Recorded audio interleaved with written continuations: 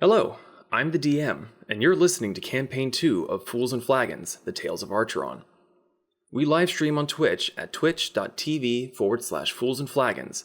That's fools, the letter N, flagons, every Friday at 7 p.m. Central for Tales of Archeron and 6 p.m. Central for Storm King's Chaos. If you'd like to join our community and talk not just about D&D, but other games as well, consider joining our Discord. The links can be found below in the description. Do you like us? Like, really, really like us? Consider donating to our coffee page at ko-fi.com/foolsandflagons. The links can also be found in the description. Donations and memberships are never required and always appreciated. We have no gated content for members only, and all proceeds go straight back into making Fools and Flagons an even better experience, and it helps to keep the podcast alive and well. Are you ready for some D&D? All right then. Grab your drinks and raise your glasses. It's time for the Fools and Flagons podcast.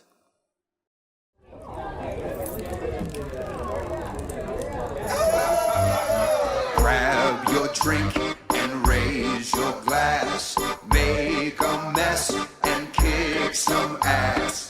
Dungeon Master has no chance. It's time for Fools and Flagons.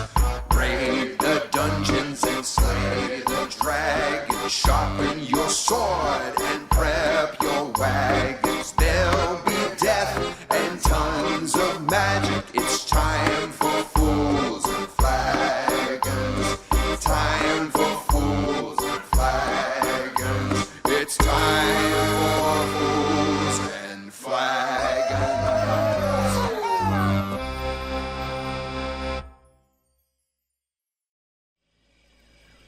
Well, hello everyone, and welcome to Fools and Flagons, a tabletop campaign made up entirely by me, where my players do dumb things, points don't matter, the rule of cool is king, and I try to make sense of everything. And tonight we will be continuing the Tales of Archeron with a special guest over yonder way.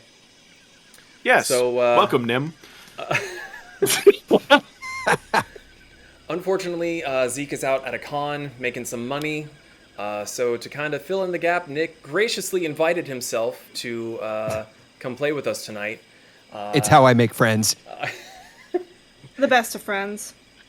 You should go check him out. He streams 3 days a week. Fantastic artist. He's the one that did the intro thing that you may or may not have listened to if you skipped ahead. If you did, why? Why? Why would you skip such a masterpiece? Why would you do this, you monsters? So, we're going to get through these last few little bits of announcements, and then we'll get back into the fun stuff. So, we do want to thank you for your follows, subscriptions, and bits on Twitch. We do apologize that we cannot recognize them verbally on the stream for the sake of not interrupting the story. But your support of us is always appreciated, and to be fair, someone here is going to be watching chat instead of paying attention to what's going on. But it is what it is. And a super huge, big thank you to Martyr, Gelatinous Cube, Cargo, and Spazoid for being tavern patrons over on our coffee page. Your support of us is very much appreciated. We cannot thank you enough. If you would like a spot at the bar with these lovely people, consider supporting us over on our coffee page to become a tavern patron. All proceeds go into making Fools and Flagons a bigger and better experience, and it helps to pay for Nick's time so that he can be here and fill in the space. He's an expensive dude. So, any other announcements anyone has? Hopefully I don't lose internet today. Why did you... Fuck Don't Comcast. jinx it. Don't jinx it. Don't bunch up. I'm not concerned about that. Group spacing. All right, if How many nobody's got times, anything else, then grab your drinks and raise your glasses. It's time for Fools and Flagons. Yeah. So, quick recap, because there wasn't a whole lot that went on because of Comcast. Last time on... yeah, shots fired, Comcast. Get bent. Last time on the Tales of Archeron, with Pez obtaining a new quest from Coyote to find his companion Hambjerger, the Tempests venture onward to the capital city of Aztlan, known as Colatl. Along the way, Pez completed the ritual to infuse Cassie's soul into the wagon, thus dubbing it Cassie's Sanctuary, and a few of the party members were a bit perturbed by the disembodied voice of their former beast of burden, but seem to be getting a little bit more used to being in their now living home. A few more days go by, and the Tempests arrived in Colatl. The Empress Izel informed the party that they could expect to hear from her in a few days' time as far as their reward was concerned. We rejoined them now, as they are set loose upon the city of Colatl to explore to their heart's content. However, no sooner do you all take a few steps away from your wagon that seems to be wiggling with excitement and eager to explore itself, there is a voice calling out from behind you. Nick, if you would please introduce your character. Hello, everyone. My name is Mr. Yoshi. No relation. Mr. Ronald Yoshi. I'm here to be your guide, and ladies, you look beautiful today. You look wonderful. It's going to be a great time. I'm going to be your tour guide of this beautiful city of Colatl. Does anybody have any questions to start us off?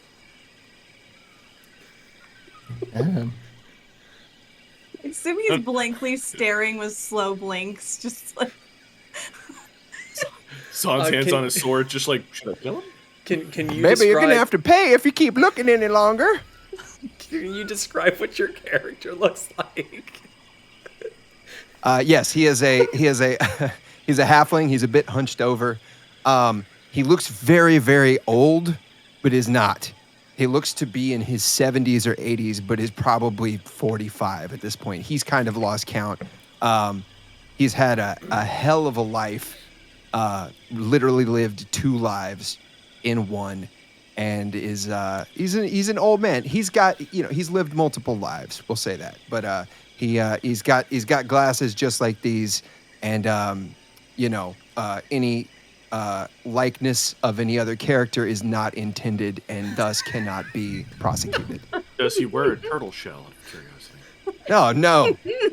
That's dumb as shit. I'm gonna write down you wear one anyways. How short is the character?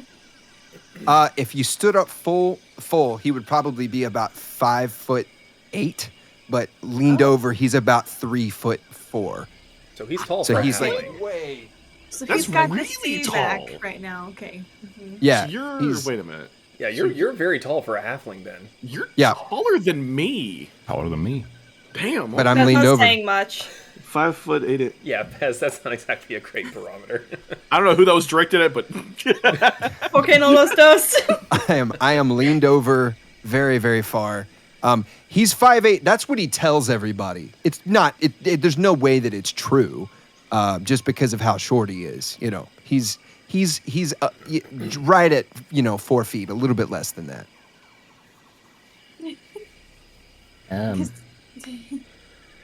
Go ahead, Pez. Hi. Hello. Rico is just gonna be like reaching and holding on to Kasumi's sleeve. You're a dirty boy. What's your name? You talking to me? Yeah. You got worm bits and dirt all in your fingernails. Oh. Well, my name's Pez. I happen to be the, I don't know if I should say that. say it. I dare you to say it. What's he not supposed to say? You know that there's a lot of things that the media says we're not supposed to say anymore. But what are you not trying not to say? Well, I mean, fuck it. I'm the leader of this little band of misfits. You? Heroes.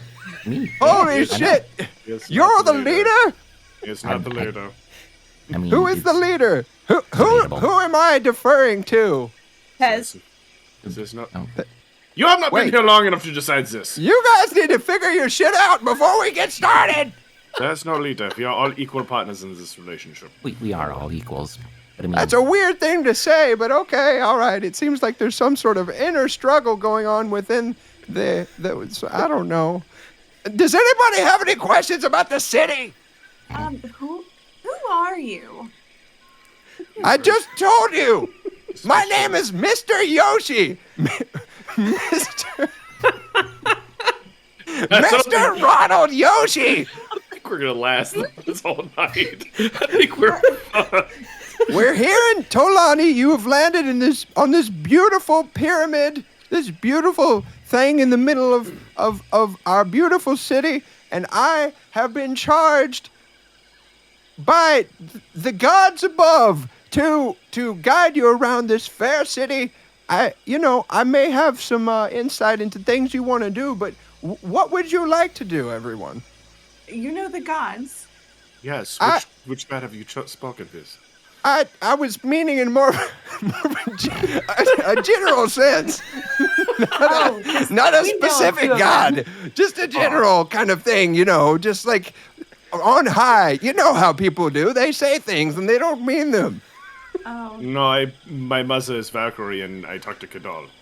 We're on speaking terms with a couple of the gods. You mean you Really? don't get freaky nightmare messages from a god? No, I just have a couple of restraining. I mean, I'm not supposed to talk about that, but I guess, if we're being honest, we're just going to be honest with each other.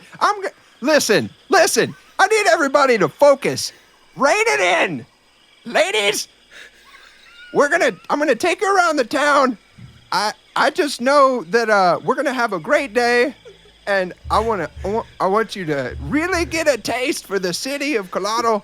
Now, tell me, who's hungry? I'm scared to say me. Is I'm everybody? How long already were you hungry. Traveling? Too long. We could eat. What is yeah. time? You guys. Okay, all right. I guess I'm gonna make some decisions here. We're now. Does somebody want a beer? What do you like? What do you guys like to relax? How do you relax? I kill people, I drink beer, and I eat meat. Now, I can get with this guy right here. You like meat? You like beer? Dirty boy, what do you like? I take offense to that, but I prefer animals, bugs, meat. Stuff I like can that. get down. I've had to No, eat some caterpillars in my don't day. forget dirt. You like dirt. Look, it's seasoning. It's seasoning. Yeah. All right. Well, obviously he's not one that's going to want to take a bath or anything like that. So I'm not here to judge my clients. I'm not here to judge them or anything like that. But so here's what we can do. I can take you around, or you can ask me what you would like to do. You can tell me what you would like to do. I have this map here, and I pull out a map and I show it to them, and it's divided basically into 4 parts. There's different districts. The Akali district, which is sort of like the sailing area where all the ships are coming in. It's kind of a blue collar area and everything. There's a skyport there. There's a pawn shop. There's a tavern that's right there. And then on the northwestern side is a kind of a common area, a common folk area, if you will. There's all sorts of, leather workers and tradesmen and everything like that. We've got the northeast, which is the Pepilton district, which is the sort of royal district and everything. Yeah. Anyway, the part that you probably want to go to is the southeast. All the food and the drink and everything. And there's a lot to see. So, do you guys want to just what do you call yourselves? We are the Tempests. The Tempests. The Tempest. Yes, it's a Tempest. Did we not say it right? It's a Tempest? I understood. What does it mean? Did we in a get that way- far?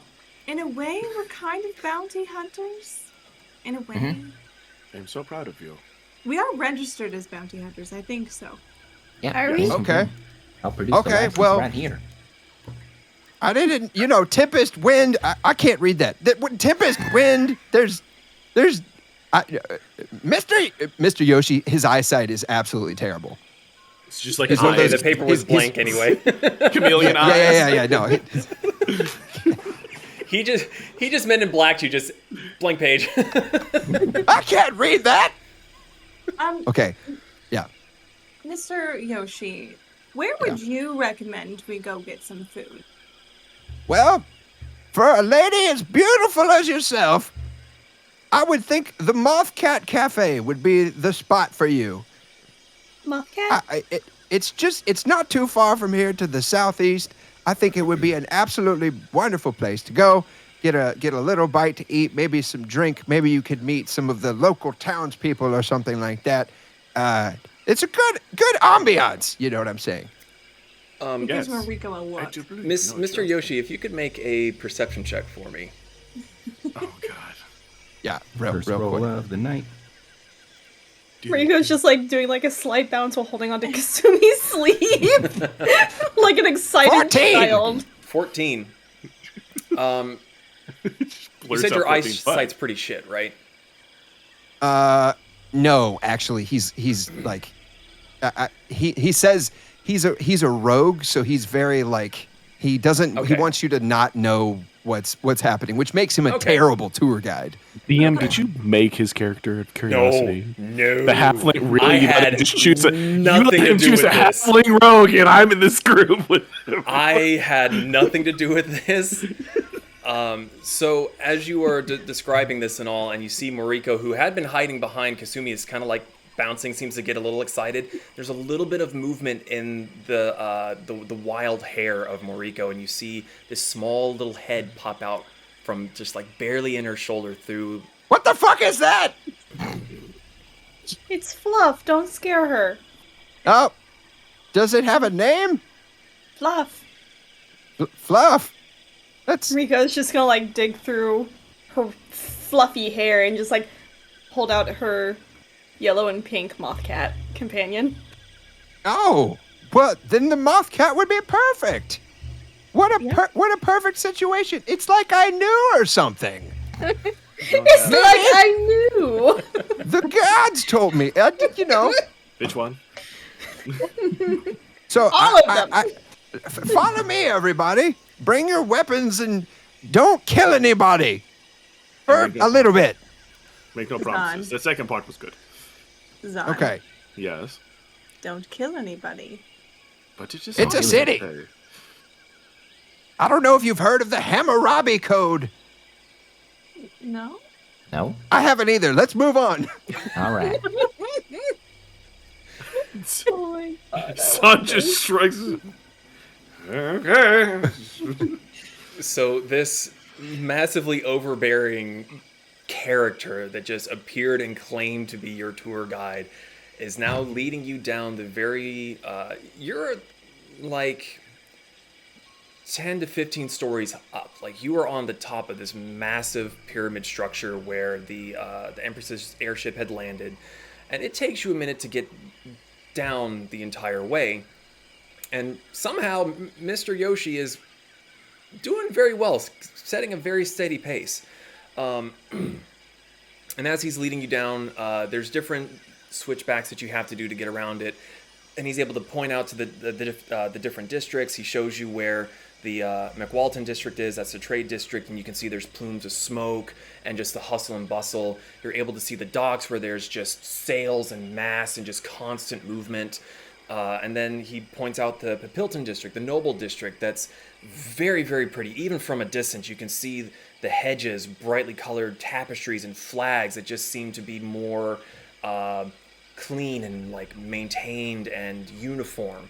And then finally, when you get around to the side that you're going to with the Tlakwali district, the food district, you see more plumes of smoke, but less the dirty, gritty, smithy, tannery, normal fires. This is white steam. This is cooking fires. And as you come around that side of the pyramid, which is in the dead center of this city, you all just get hit right in the face with early morning food smells.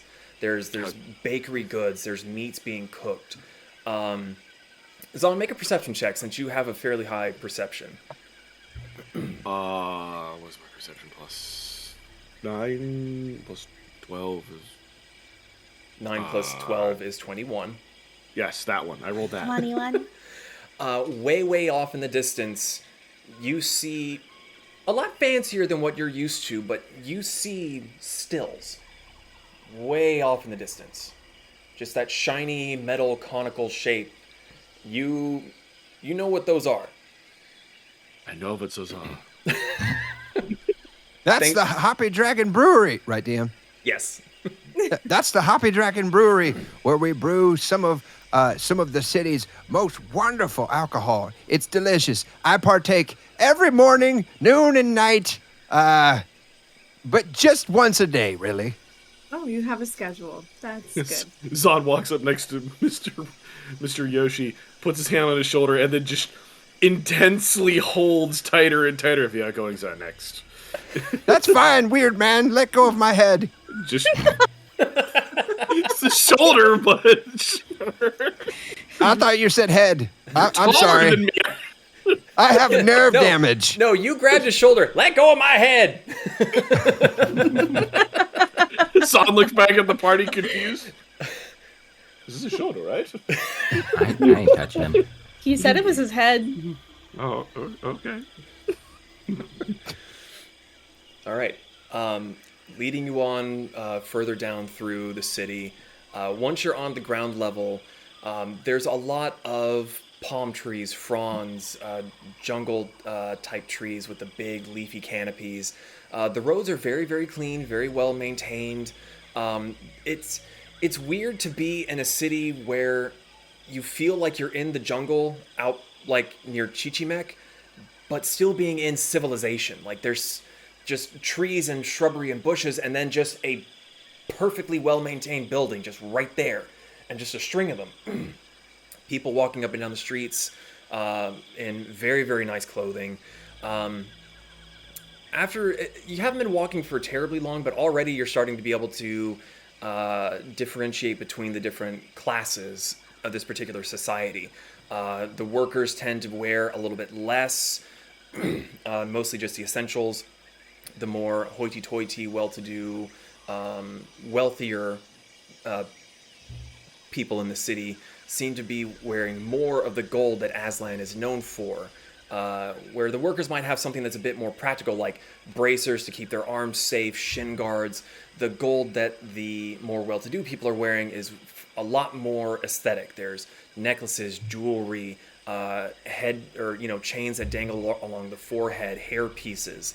And it seems, at least in this particular area, there's a nice, even melting pot between working class people, middle class, high class, maybe even some royals and nobility. They're all intermingling here, and there don't seem to be too many conflicts. As you are rounding the corner and Mr. Yoshi is pointing out the facade of the building, you do notice more of these solar blades. There's a patrol going by of about four soldiers. They seem very lax, but they're all armed to the teeth, about the same as what you saw when you were in Chichimec. Do I recognize any of them? No. Damn. I see Zahn looking at them like intrigued, and I pull a flask. I pull a flask of the mead, beer, whatever it is, out of my cloak, and I hand it to him, and I go, "You need to relax." What? John drinks the whole thing anyway. Oh, fuck! What are you doing? Oh, shit. Okay, well, I guess we're going there later. Whatever. That's my good stuff. I'm sorry, is that just kind of a thing we do in Rokusin? When you offer a drink, you must drink the whole thing to be courteous. Oh, good. That's great. I love that. What if it was poisoned? It wasn't. Make a Constitution saving throw. It was good. What was it? Oh, 18 plus. Yeah, you're fine. It was 22. some good stuff, but you've had stronger. It was average. You have to get you something better than that. I don't like you. I have a bag of unending liquor. And the man around. Anyway, we're moving on. Yeah, where are we, DM? Okay. Okay. I'm so tempted to just let you take over because this is fucking phenomenal. So as you come back around the corner and you rein in the little rabbit man, you come around the corner and you see where most of these buildings, they have a decent amount of people coming in and out. But this particular building that he's leading you to, you see on the sign, it has an image that looks almost exactly like fluff. Made entirely of wood, very beautifully painted. It has pastel colors on it. There's no words. It's just an emblem of the moth cat that's on there. And standing out front is a fairly rough and tumble looking gentleman. Hang on, let me get a... Yeah, there we go. Putting it into campaign spoilers so that Nick is able to see it as well. He's standing out front of the cafe. He's got a very bright blue bird on his shoulder with a red chest on it.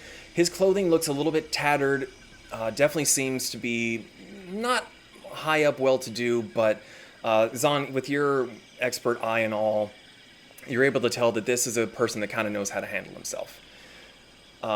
As the five of you approach, he kind of gives a nod to you, Mr. Yoshi, having seen you hobble around quite a bit. He goes, "Good morning." What was his name again? His name is Colatl. Kalako! Come here. Listen, we have some visitors from far away. They're here, and I would like to. I'm showing them around, and I love your bird. What's the bird's name?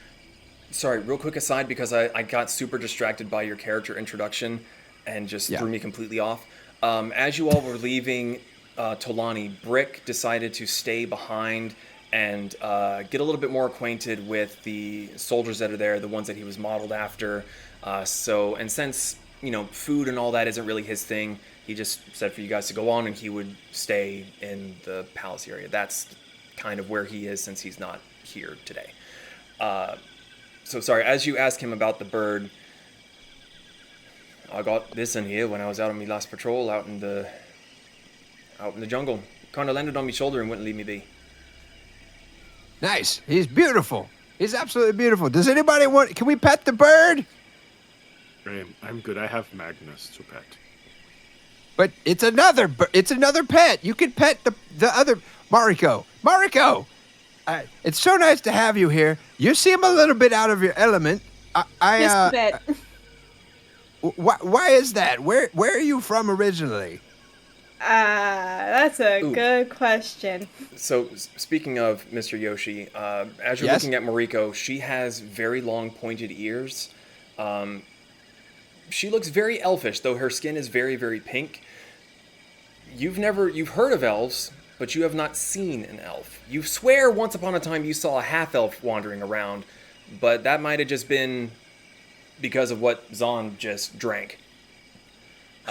So as you're kind of getting a better look at the people that are with you,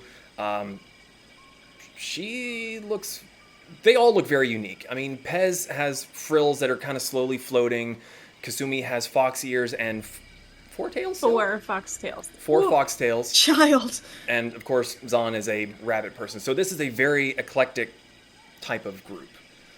I like eclectic people. I'm eclectic. Eccentric. That's the word I was looking for. Eccentric. I'm that too. Every E word that's good is me. So I guess let's head inside. We are outside of the Mothcat Cafe.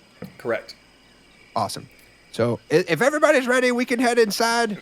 And it's been a while since I've been in here, but you've got a Mothcat, so this seems perfect for you. So as you go to walk into the establishment, Kalako puts a hand up on your chest and kind of forces you from going in. He goes, "You know the rules. Safety first.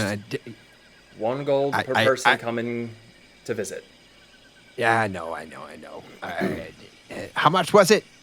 1 gold per person. Now, I set you up with that girl the last time I had some guests here. You said... whatever. If you want to argue with Tauntaun about it again... I don't. Go right ahead. I don't... Whatever. And he digs in his pocket and he pulls out, I guess 5 or 4? 5. Gold. 5. Awesome. I mean, unless you want to stay outside. No, I don't want to hang with this asshole. And I give him 5. I give him 5 gold. He takes the 5 gold, and he steps aside, opening the door. And for Mr. Yoshi, you've seen this before, but for everyone else, right inside the door, you see what looks to be a curtain of chains hanging in front of it. You push them aside, they're quite heavy, and you see another curtain. And behind that one, a third one. And when you finally get past that last curtain, you enter into a somewhat small but a decent-sized interior. All of it made of wood. You see the thick windows, because when you step inside, there's an immediate left that kind of goes back towards the front where the windows were on the exterior that you had seen, and the same to the right. That's a little bit more space that way.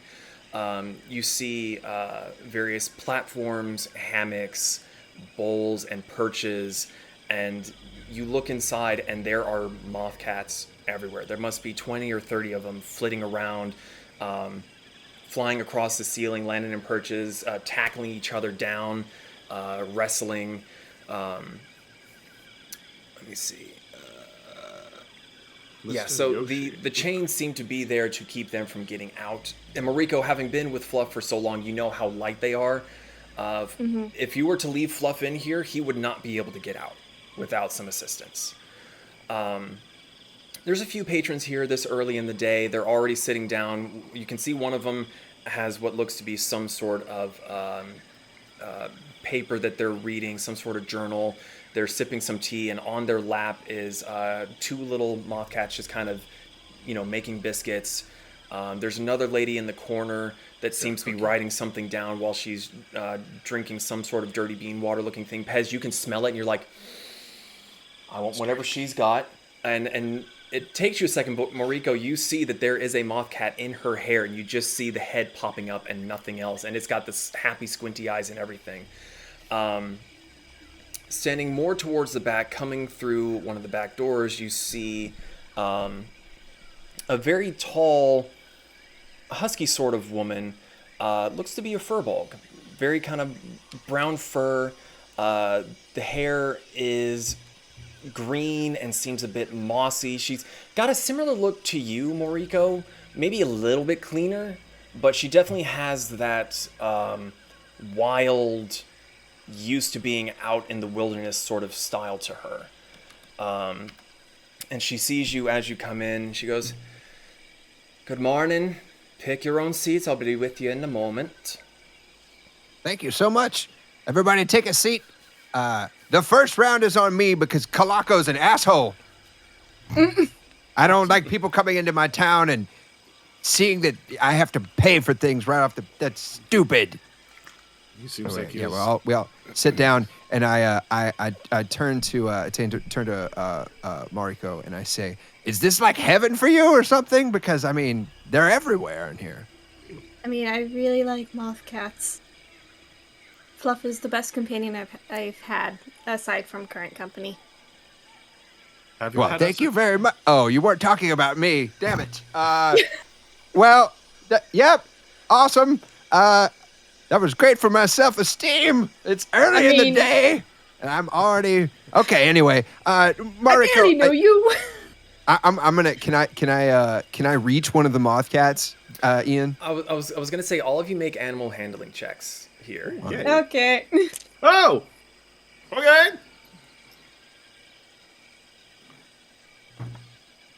Natural 20. Natural Plus 20. 5. Moriko? 25. 19. 19. 19. Okay. 14. 14. He's did a 20 on moth cats. Pez. Natural 20 plus 6, so 26. Yeah, dude. Apparently we like the cats. We're to I'm a fuck these ranger. things up! So, Moriko, Zon, you're able to kind of make little pss, pss, pss noises and get one of the moth cats to come towards you. And Moriko, for you, it seems like Fluff is getting a little bit protective. And very, very reluctant after like a few little pat-pats, like shut the fuck up kind of thing. You're able to get like one or two maybe that comes to see you, but there's that new thing that's like them, but it's not them. So there's that kind of little butting of the heads. Zon, you're an animal person. You're able to get one to come towards you. Kasumi, you kind of try, but maybe not fully try. I will say Kasumi is like wide-eyed the entire time, like senses like heightened, just staring around.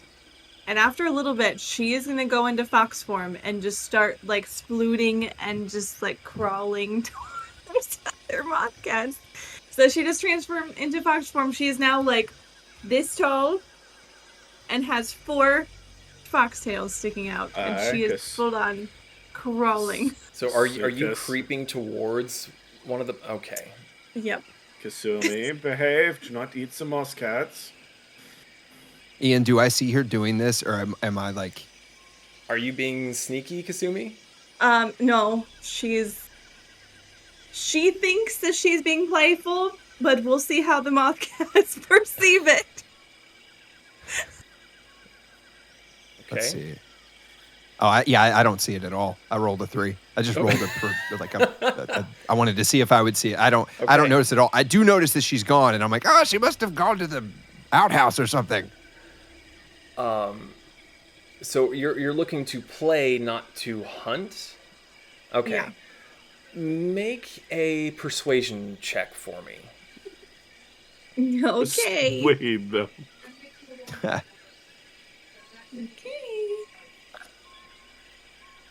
Okay, so that is a 22. 22. Oh, Yeah, it's like they knew. They knew. So you start to kind of like inch towards a few of them. You're still much bigger than they are. Even in your fox form, you're double, if not more, their size. They are very tiny creatures. You start kind of creeping up on one, and as you are getting a little bit closer, you see a bare foot of that same brown furry color step down in front of your face, and you look up, and there's the large furball that you had seen when you first entered in, and she looks down at you. Don't be hurting me cats, or I'll have to hurt you. I like her. At this point, I notice, and I go over and I go, all right. And I kind of shoo Kasumi back towards the table. I'm like, you just got here. Don't be fucking it up for me already. Do you let him shoo you, or do you? She doesn't move. Instead, she rolls over onto her back and goes full, like, touch my belly. I can't do that because of some things, so somebody else can pet her. Zon just looks angrily at Kasumi. She never lets me do that. Get out of jail. Look, I'm cute. Oh, you're trying to do pretty privilege again. Okay, I see how it is. The proprietor looks down at you and just kind of sighs and goes back to the table, and she stops and tilts her head, and you all follow her gaze, and you look at Pez, and he is covered in mothcats. Did you say help? Help. Because she's gonna look at Pez. You're the one that wanted Fluff's attention. Well, now you got a crap ton of mothcats. Like, there's just literal fluff everywhere, and then just kobold face. Help. No, I Would a cat speak with animals? It's probably a bad idea, but I'm gonna cast it. Oh god. Oh gosh. Oh no. Okay, Meow, yeah. meow, meow, meow, meow, meow, meow, meow, meow, meow, meow, meow, meow. You cast Speak with Animals, and you hear this chorus of Dirty, dirty, must clean, clean, dirty, filth. Lick 'em, Oh no. get it clean. Sandpaper tongues. and they Nom, nom, are nom. licking the shit out of you. They are getting into places you didn't know that you had. Like, that abusiveness that you had from Kasumi and Zon bathing you had nothing compared to this. It's a little less wet. It's a bit slimy, but it's not as wet as when you had like a proper bath. Just watching mothcats go into his outfit. Just little bulges going on. Like I the don't know mummies whether and I mummy like this or scarabs. not. That's why I stick with Magnus. These creatures are very fluffy, but I feel that they have nefarious things about them. I'm infected. Ian, what do they drink / eat? What do mothcats eat and drink? There's bowls of water around everywhere. Getting to that, Kasumi, as you lay on your stomach and the proprietor seems to just kind of leave you alone, like what Issa just posted. Eventually, with your submissive pose, there's one moth cat that's a little bit bigger than the rest. You know, kind of the substantial. He's not like fat, but he's also not like big. He's just got some heft to him. Solid. Yes. This one A seems thick to kind boy. of yeah. This one seems Two to kind C's. of God damn it, creep towards you and seems to be in the play mode. Okay. After the proprietor gets over the shock of seeing Pez covered in the moth cats, she clears her throat. Welcome to the Moth Cat Cafe. Do not hurt my babies, and I will not have to hurt you. Every purchase comes with treats to feed them, usually to try and entice them to come towards you. And she looks at Pez again. But I do not think you will need such service. I will provide it anyway. But what may I get you all to drink? First, I'd like your name, sweetheart. You know who I am, Mr. Yoshi. I am Tontli. I'm just doing it for my friends. I am Tontli. Most call me Tonton. It is good to meet you. You seem to be new faces, and judging by your attire, you are not from here. So, welcome, welcome. You know, I've known you for years, and you still never show me that ton. I'd like to buy a drink for everybody. As you turn to say that, you just feel this closed fist just poof right on the top of your head. You take 2 points of bludgeoning damage. As she was not really holding back this time. Yep, 2 points gone. I like you. I just want. Okay, first round's on me, everybody. What would you like? Miss. We have teas, we have coffee, we have alcohol, some alcoholic mixtures. We have water, of course. We have milks from many animals to mix with your brews. What you people Everybody? who are dressed like me get when they come here? Most of the ones that I see that look much like you from the frigid north, they do not come here. Ah.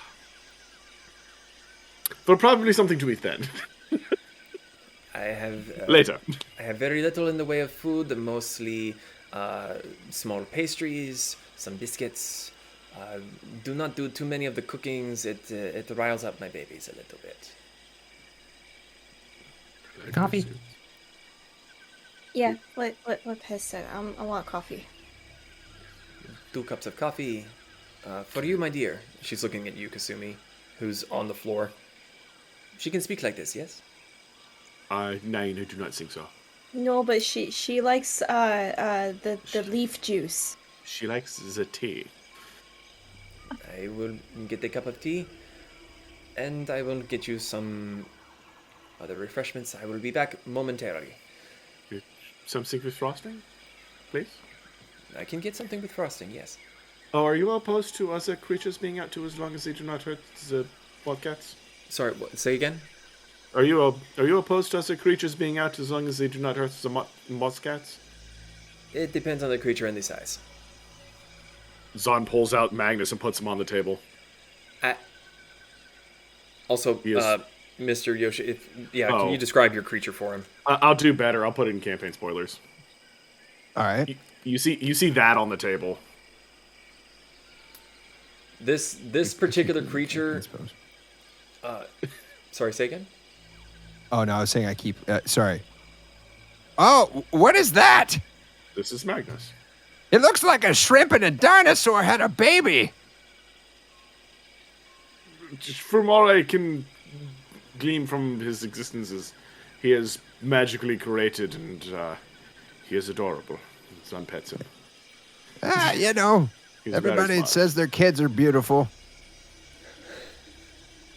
Zon reaches for his sword. No. Don't. I'm kidding. He's gorgeous. And I turn to the other three and I'm like, he's not. Yeah, the first round's on me, everybody. I'll take some of the bean juice. And can I get a little? The bean that you usually strain out of the juice? Can I get some of that in there? I love that.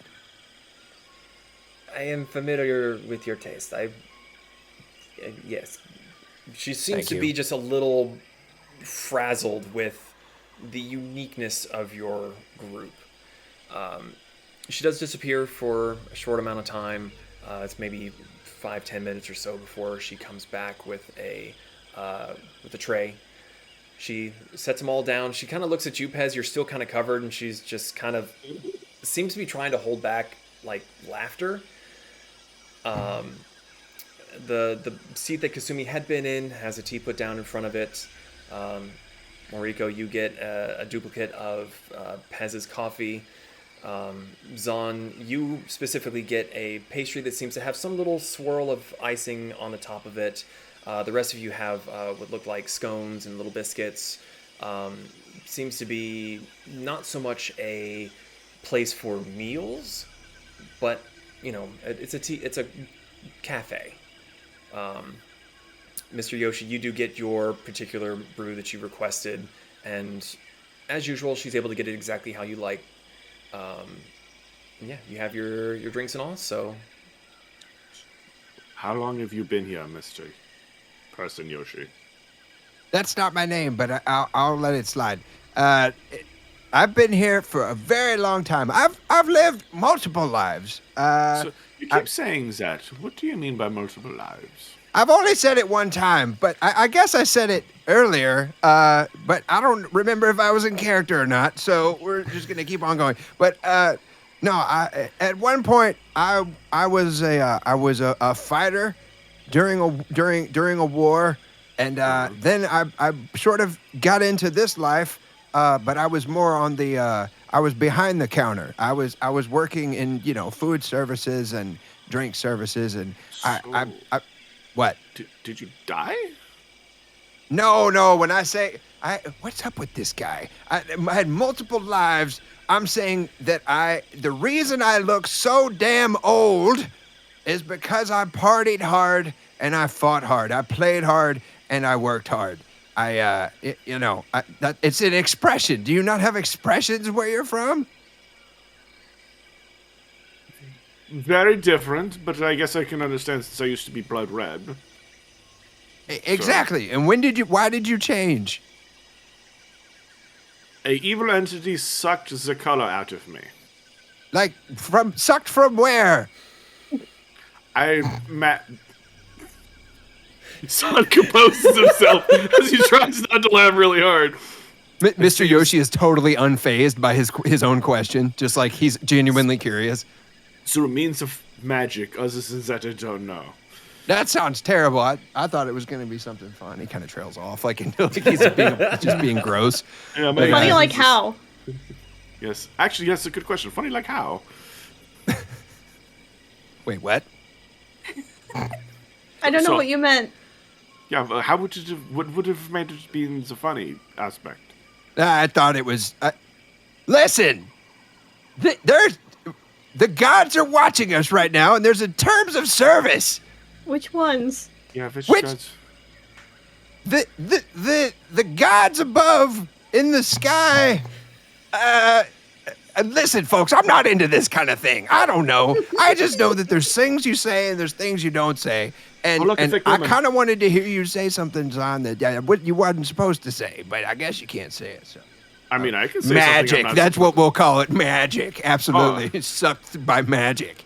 Hey, do you guys want me to tell him some things that would scar him emotionally?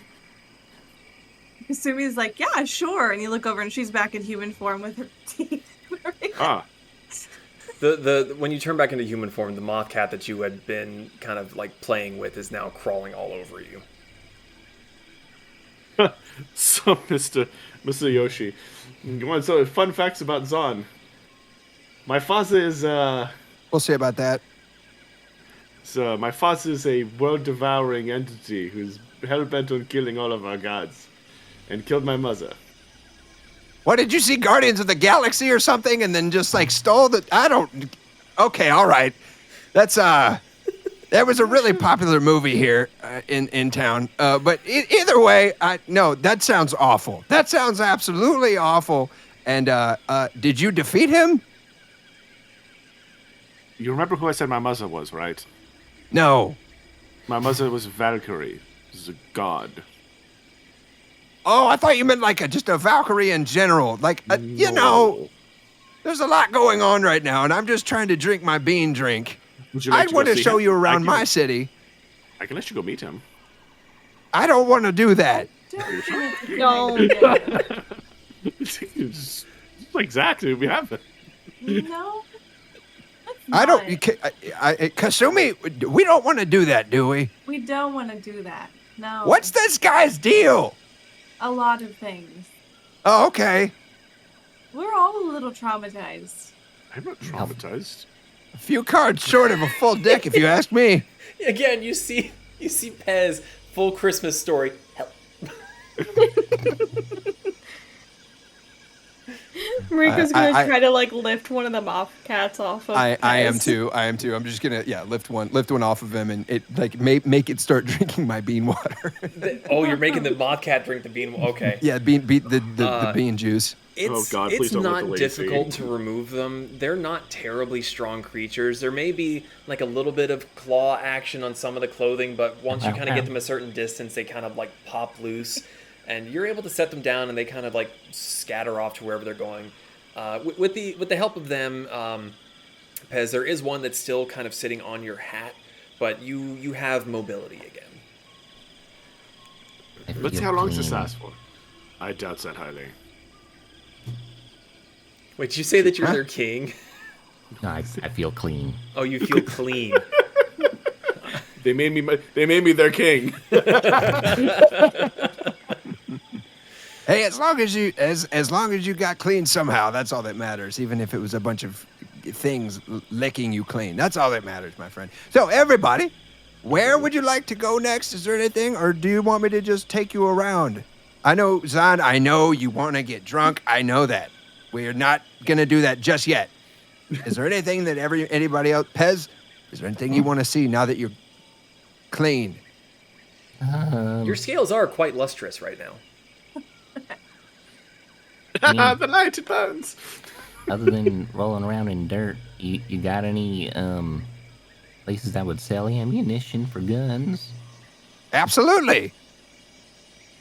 That would probably be in the part of town where all the shops are and everything. So we can head over there. I'm looking. Let's see. DM, which shop would that be?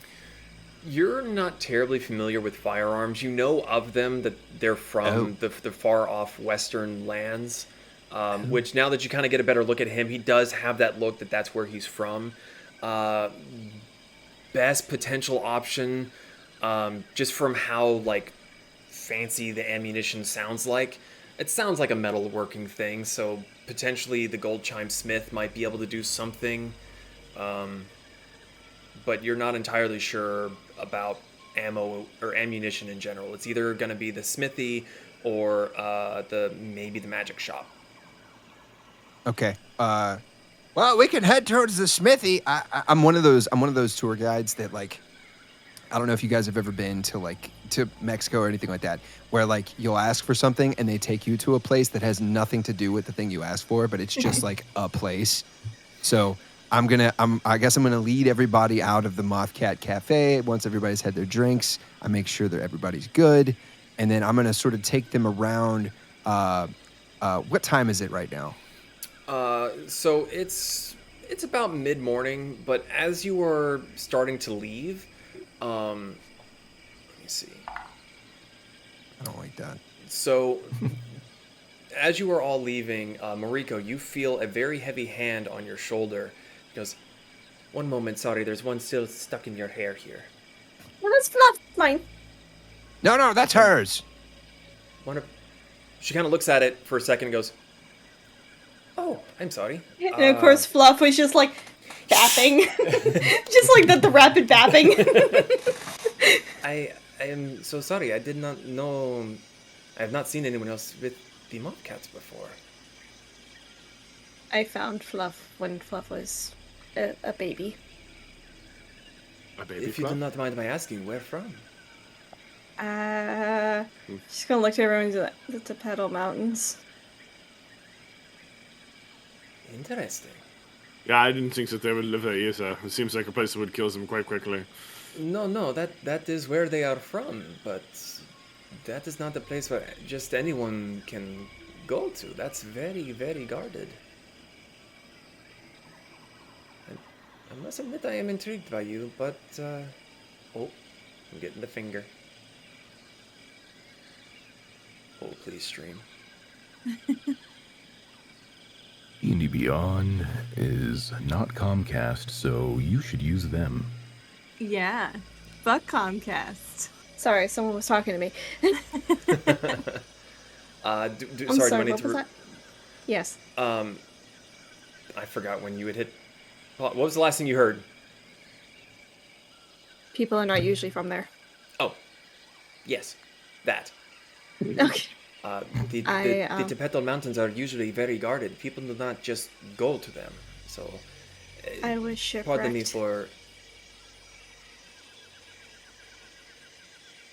You are curious to me. If you have the time, I would love to poke your brain some, but she kind of like leans past and looks over and sees Mr. Yoshi is already trying to like move everybody like this way. Let's go. Another time, perhaps, if you were in the area, I would love to have a chat with you. Okay.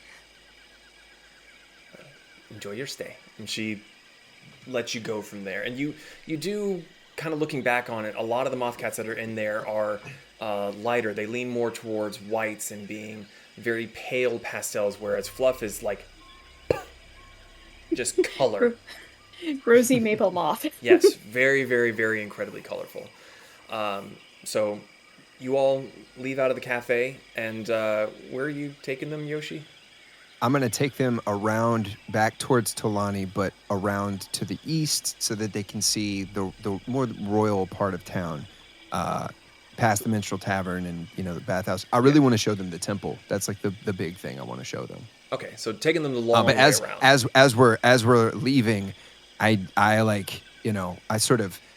open the door and I let them all out and I'm like, yes. Keep going. And then as we walk off, I turn to Colatl and go, asshole. Keep walking. So, I take them past the Drunk Duck Tavern, which is, I guess, it may be open, but it's not that time of day yet. No, you know that the Drunk Duck Tavern is open in the late evening into the wee early hours of the morning. It is not a just runs his daytime. hand along it. Later. Don't worry, old boy. I've got a place I'm going to take you that's going to blow your socks off. Do you wear socks? No, I don't wear shoes either. Did you? Oh. Son picks up his big bunny fucking foot. I jump good, though. Nice. Show me. Kasumi, I think you're muted. Huh? I don't know if many people in this group wear shoes. Mariko does now. Oh, okay. I was like, Pez, you have shoes, don't you? Yeah, I got boots with spurs, only my claws go out the front. That's funny. it's awesome. No, I want to see you jump. Will I get in trouble if I jump on top of a building? You could probably jump on top of the tavern. It's not open yet. DM, I look around. Are there any guards? Make a perception check. Sure. Perception. I'm going to give him the help action. 17 roll with 9? advantage. Okay. 17 plus 9. Yeah, roll with advantage. Why not? Cool. See what happens. Sadly, it wasn't better. Thank you, Okay. though. So 17 plus 9, so 25? I'll look down this alleyway. You look around, and the solar blades are very, very easy to spot. They have bright plumages on their headdress or on their helmets. Their tabards are very easily recognizable. You don't see any in the immediate vicinity. Not a lot of people are really looking in this particular area because, they're regulars in the general vicinity. They know that this place isn't open. There's nothing to see. So it looks like the coast is clear. Yeah, I'm going to jump. Jump. I go behind him and I look like I'm in my 70s or 80s, but I do like a triangle jump off of a nearby like tree thing, and with my hands in my pockets, onto the roof, just to sort of like show him up. Make an acrobatics check. Let's see. He jumps off a bunch of trees. Zahn It is a 31. Oh, God damn. Wait, what? How? I have plus 11 to acrobatics, and it was a nat 20. Nice. So, as you say, I want to see you jump up on the roof. That doesn't look like anybody's coming. Zahn's like, okay, and he just goes, boing, and just goes straight up and lands there, and just like, ta-da! Meanwhile, you're just like, hup, hup, hup, hup. Yeah, it's not so bad. Yeah. I did mine in one. Yeah, but mine was cooler. Anyway, let's keep going. The other three of you, do you do anything while they're jumping up like this? Timmy's gonna cross her arms like, show offs. Rico Don just looks petting down. Fluff. You could probably do the same. I could, but I don't need to. And she's like shouting to the roof. What? Zahn jumps down. Pez, are you doing anything Shut up! during all Yeah. this? Yep. You know in Ed, Ed and Eddie when Ed is just smashing his face on the ground like a woodpecker Yeah. with dirt? Don't eat that dirt. Oh, Pshaw. This fits Alright, that so- it fits that situation so well, too. Yeah, so Yoshi, as you're up there just kind of like showing off to Zahn, you look back down to jump down, and there's Pez just like in the dirt. Just he found just a spot, and it's just rolling in it. what? You really don't like being clean, do you? Dirt is clean. Dirt is not. Okay, all right. I can see that there's no help for this guy. Whatever. And so I kind of like, I'm going to like pick him up a little bit so that we can keep going. I'm like, all right, I hopped off the roof, obviously, Okay. and keep So- walking and everything. The question I have to ask is, how do you pick him up? Are you doing like under the arm football? Or are you just like making him Are you get wearing on a his shirt? feet? I have a vest and bandolier. So I grab him by the back of the vest, sort of like old man strength, where I'm just like, get up! And, like pull him up and everything, just to his feet. I'm not like pushing him forward or anything. I'm like, come on. And of course, the hypocrisy of the moment is that I'm embarrassed by the guy rolling in the dirt, but me and Zahn were just jumping onto the roof being idiots. Okay. I do this all the time. Me too. But I So- do it clean. Same. I like being clean, and I like the brushing of myself. Okay. So where are you leading? We're going to them walk to? past the Minstrel Tavern. Is there anything happening there? It's a bit early in the day for the Minstrel Tavern. That usually starts to pick up around lunchtime, midday. We're not quite to that point yet. Yeah. Let's see. So you're traveling around there. As you get to the Minstrel Tavern, you can kind of point it out and say like that, for the trivia that you would know to be able to share with them, the Minstrel Tavern is really popular for the bardic performances that are done there. Further into the trades district, I'm trying to remember what the name of it is. You are aware of the instrument maker. The shop is known as the Birds of Paradise, and while he makes some of the country's finest instruments, he also likes to experiment and try to make new instruments. And the proprietor of the Minstrel Tavern often allows him to come and test these new instruments out in front of her clientele. But on those nights when they're not doing that, it is a very lively place with some of the best musicians in the Empire. But for the time being, there's not a lot going on there right now. It is a decent place to get food and drink. There are no rooms.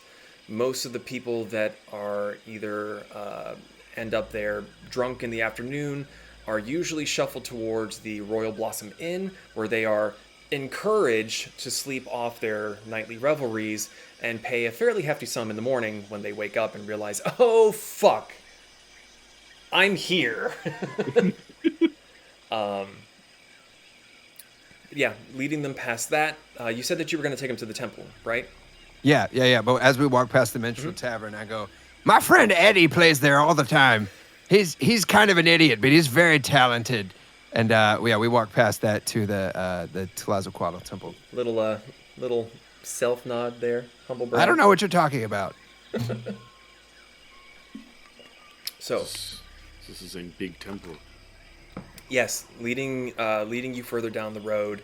As the day goes on, there seems to be more and more people out and about. The day and the businesses are really picking up at this point. It is not hard to spot the temple to Tlazolquatl. It is very, very large, and it's a bit odd to really tell what you're looking at, because you've seen the tiered structures of the Aztlan culture so far, but as you look a little bit more and you get closer, you realize that the tiers are kind of sloped in a way. And getting a little bit closer and having more time to take a look at it, it seems that there is a long pathway, and you see people are walking up it. And the ones that you see kind of going up this way, they go around the corner, and a few minutes later you see them coming back the other side, and they seem to be making this long walk up this spiraled, coiling temple. And they seem to be going all the way up to the top. And you see in the distance, just like way up there, very, very small figures are at the top, and they seem to be doing some repetitive motions. Probably fairly safe to say that they are doing some sort of prayer, some sort of ritual. And as you get towards the base of it, you do see that there are people that are at the bottom, and they seem to be stretching, preparing themselves, checking that they have food and water. Being at the very base of this, it looks like it'll take you the better part of an hour just to get to the top.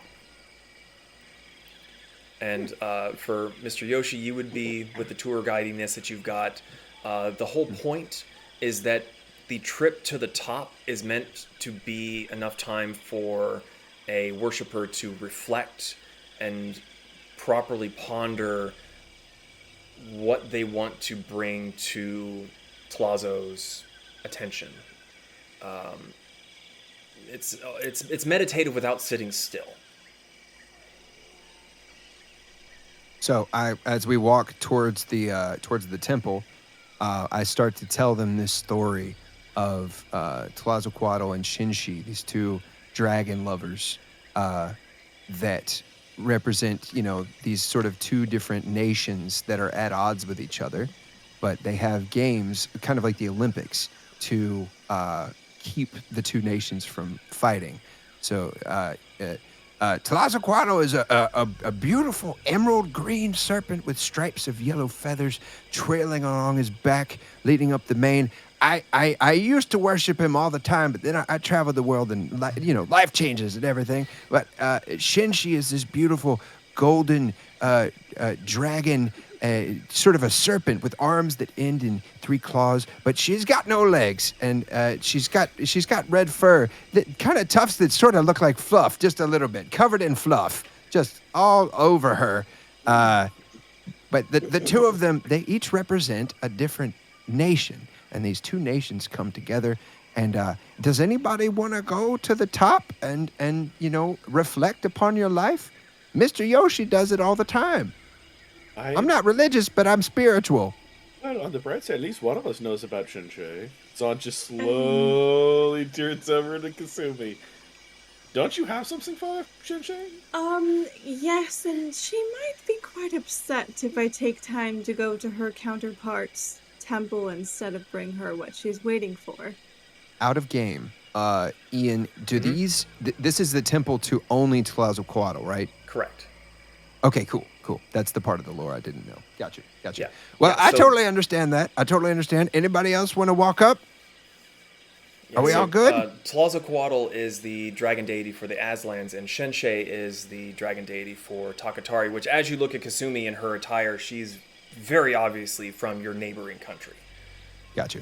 Yeah. Gotcha. Okay. But that's not going to stop the tour guide. He's going to mansplain everything. Oh, yeah, no. You look beautiful in your outfit. I just, if you ever want to hang, anyway, let's keep going.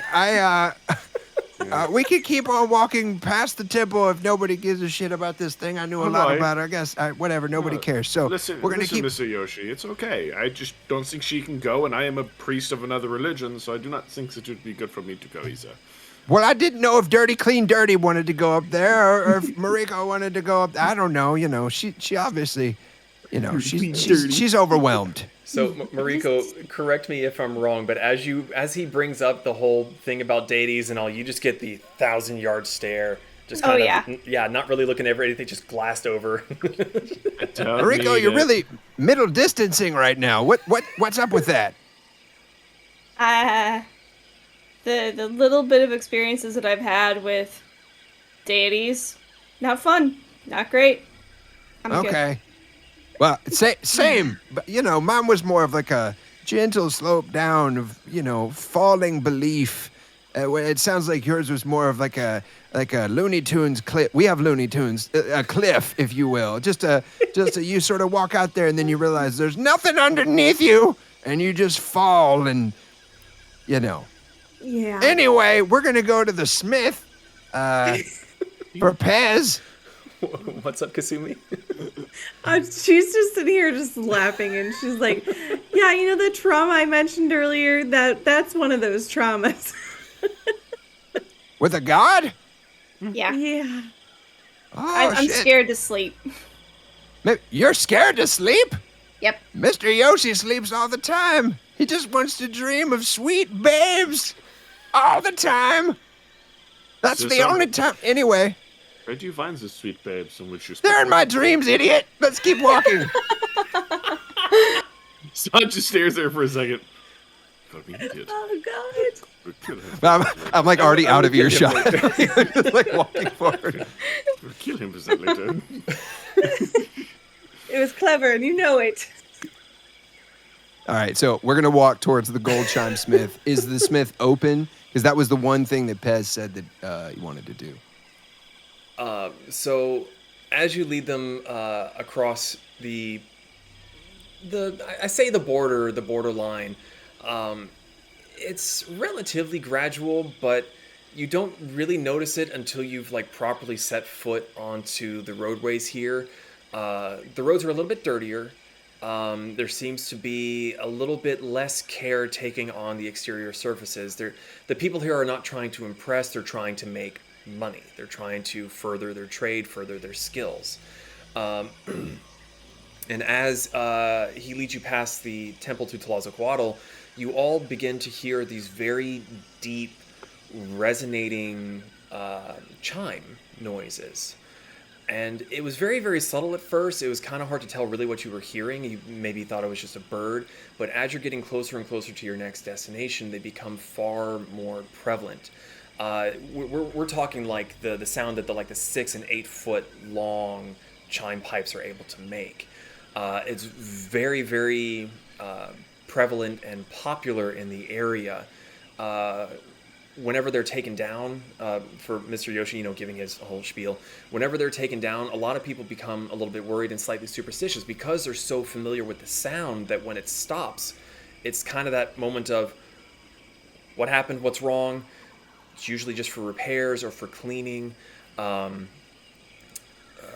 me get to that particular part.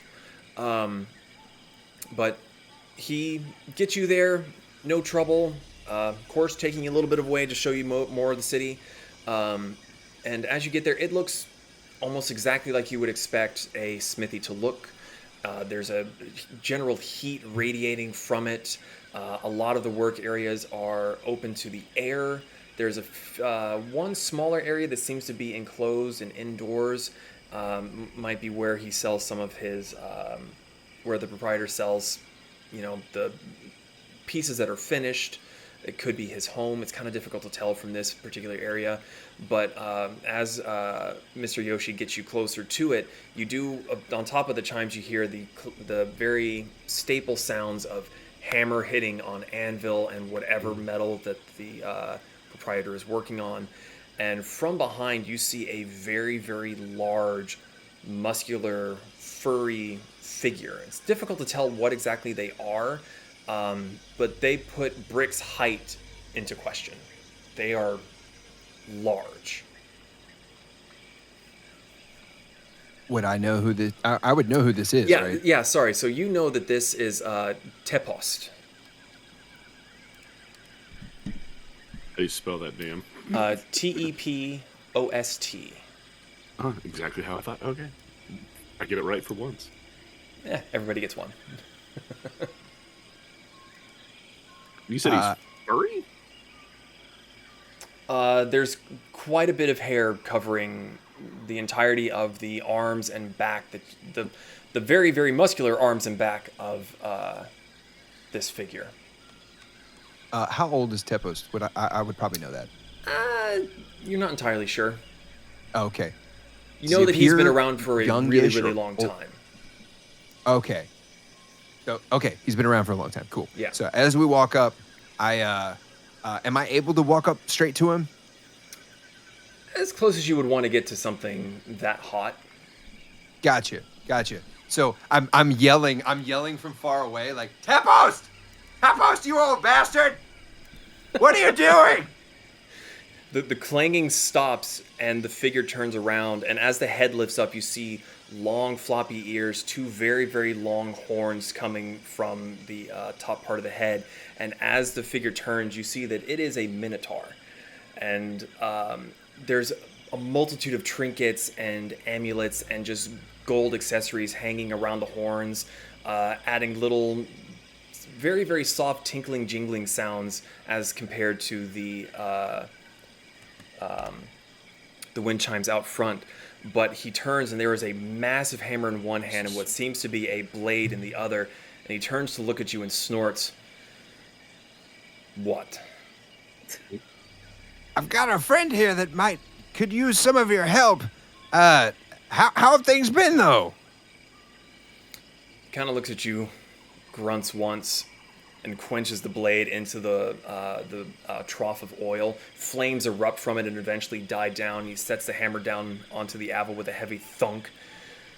He grabs a cloth and begins wiping his hands. Business is good. I turn to the party. I turn to the party and I go, he's a man of many words.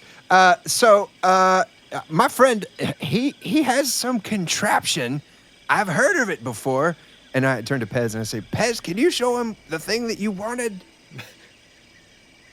I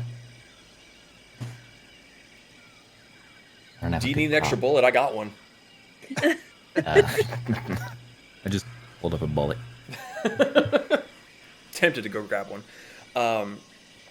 He kind of continues to, and like, so Pez, everyone else has to look up. You hold the thing and you are just like, yes, please. Like he is towering above you. But the massive hulking figure kind of crouches down and looks at it. And like he kind of like lifts a finger and looks like he's about to take it. And he shakes his head. This is Western work. Is not something I can do. He kind of stands up, hands on his knees to kind of like get up and stretch his back. I can supply the materials, but I do not have the method. I mean, I'll take some materials. If that's okay. He kind of finds it's not so much a chair, but just like a large stump that he just kind of like palms and moves as if it weighs nothing, plops down on it. What do you want? I don't know, brass, lead, These I can do. pretty much it. How much? What weight? How much do I have? You mean all that coin that makes you encumbered because you refuse to change it? That tracks. I mean, what can 5 gold do? Because I know a lot of that material ain't too expensive. You see a very fluffy eyebrow go.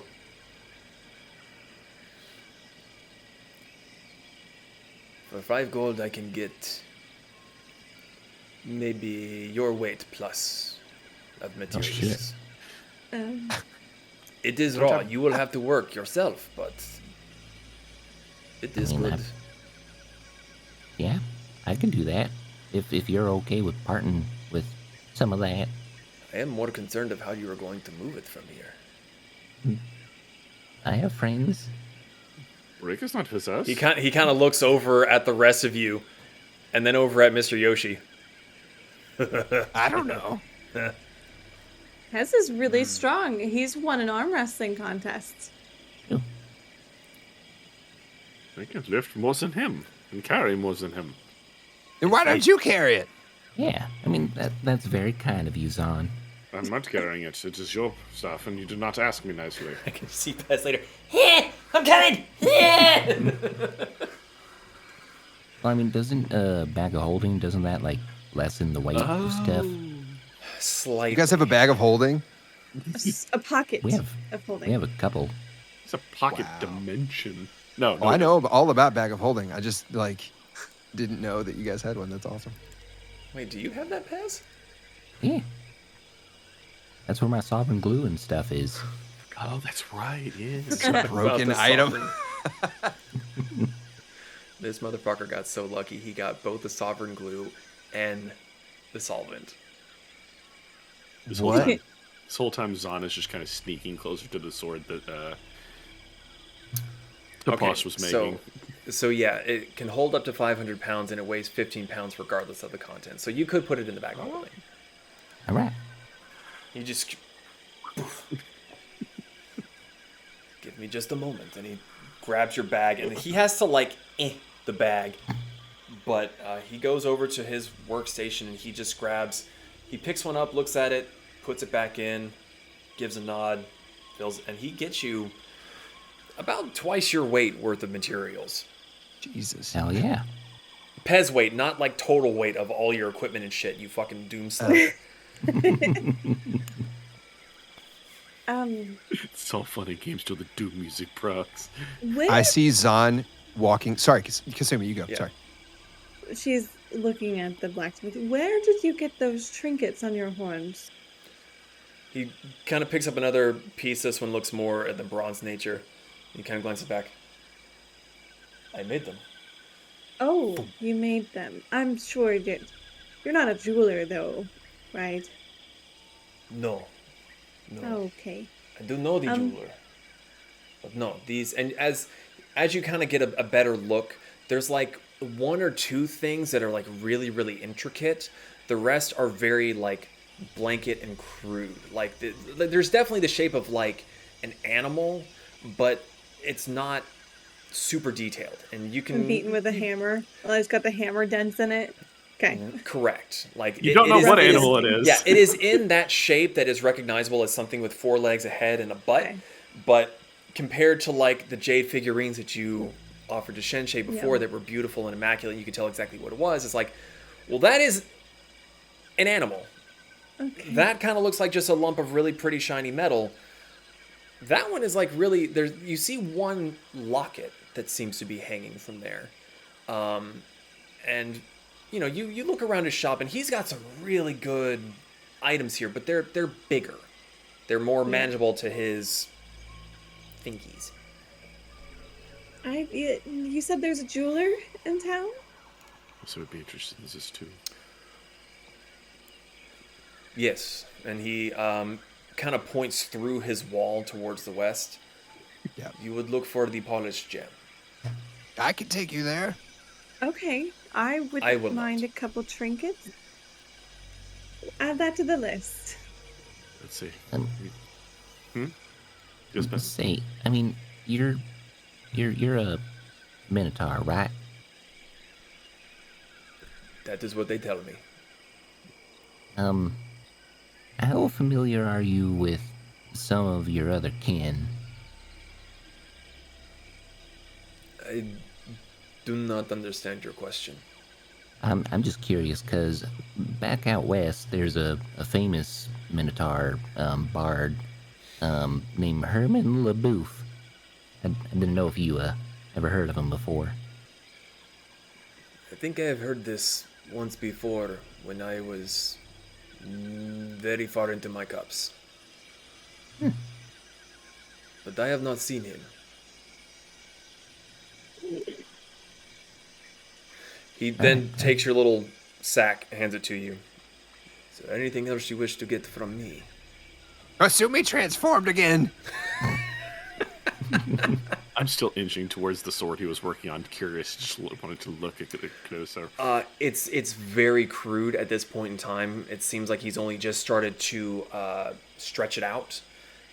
There's no edge, there's no bevel. It seems to be, you've got the tang, I think is what it is. It goes into the pommel. He's got the tang to hold it and work on, but the rest of it is very lumpy and has a long way to go. Well, folks, it seems like Tipos can't really...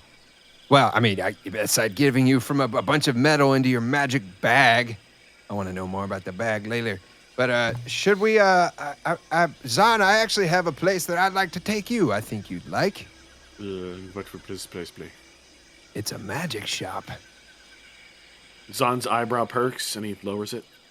Okay, you have my attention. It's called the Mage to Order. Get it? Magic shop. Okay, was his name? And I have a lot of me money too. to spend on making something. You do or don't have money for it? Zahn giggles. He's been burning a hole in ein pocket for quite a while. Do you want to go then? Yes. Let's go. So, yeah, we'll head towards the Mage to Order shop. And I guess, do we have any bards in the group? Okay, cool. I could be a bard. No, you could not! Do not be a bard! You stick to guns, that's what you're good at! We count the instruments too. Yeah, instruments of death. I mean, if you're a hobbyist, there's a nice music store called the Birds of Paradise that we could go to if you want. You know, you don't have to be a professional or anything. Yeah, mine would work. I do not dabble in... Well, I could make an instrument if I really tried. Wouldn't be very good. Let's just go to the magic shop then. We'll start walking towards the magic shop. Yes. Okay. So, Yoshi leads you towards your next destination. Along the way, you do see what seems to be a common occurrence in this city, is there's a lot of unique-looking buildings. Leading you past one, you see what looks to be two buildings, but at the same time is one and the same.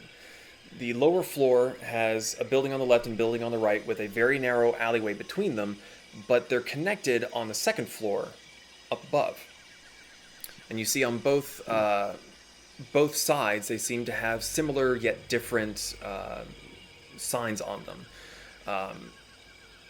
Mr. Yoshi informs you that this is the Shattered Pot Potters.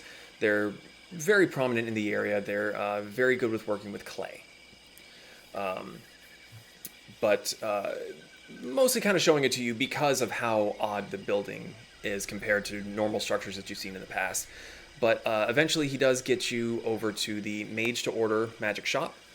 The shop itself is fairly small, but opening the door and leading you inside, there's not a whole lot that seem to be on display compared to some of the other magic shop that you've been to where, you know, you're able to see what it is that you are buying. There's quite a few items that seem to be on display behind some locked cases. Let's see. Okay. Towards the back, you see a very, very simple desk with 3 chairs. A very old leather-bound book is sitting on the desk in the back. And sitting there is a Aarakocra with a very bright red and blue robes with some gold trimmings and dangly bits hanging off them, looking very prim, very proper, very arcane.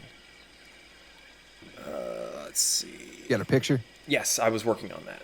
and I was in the Epic. wrong bloody shot. As you step inside, this figure, which Mr. Yoshi would know is Nuwali, they lift their head from where they were writing on a piece of parchment. They go, "Ah, good day, new faces. How can I help you today?" What's up, Noali? I've got this guy You here, are and back. he's. Wait, what? I said, "You are back." I see. Yes. Yes, I'm back. Okay, I'm back. So I've got this guy here. He wanted to take a look at your things, and I thought to myself, it's big things come in small packages. You know what I'm saying, sweetheart?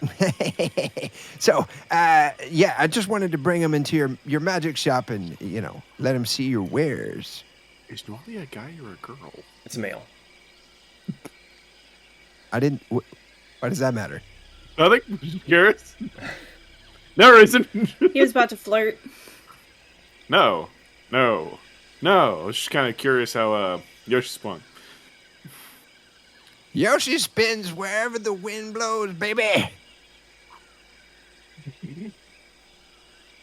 So, I am assuming that your guide here did not explain fully what this shop entails.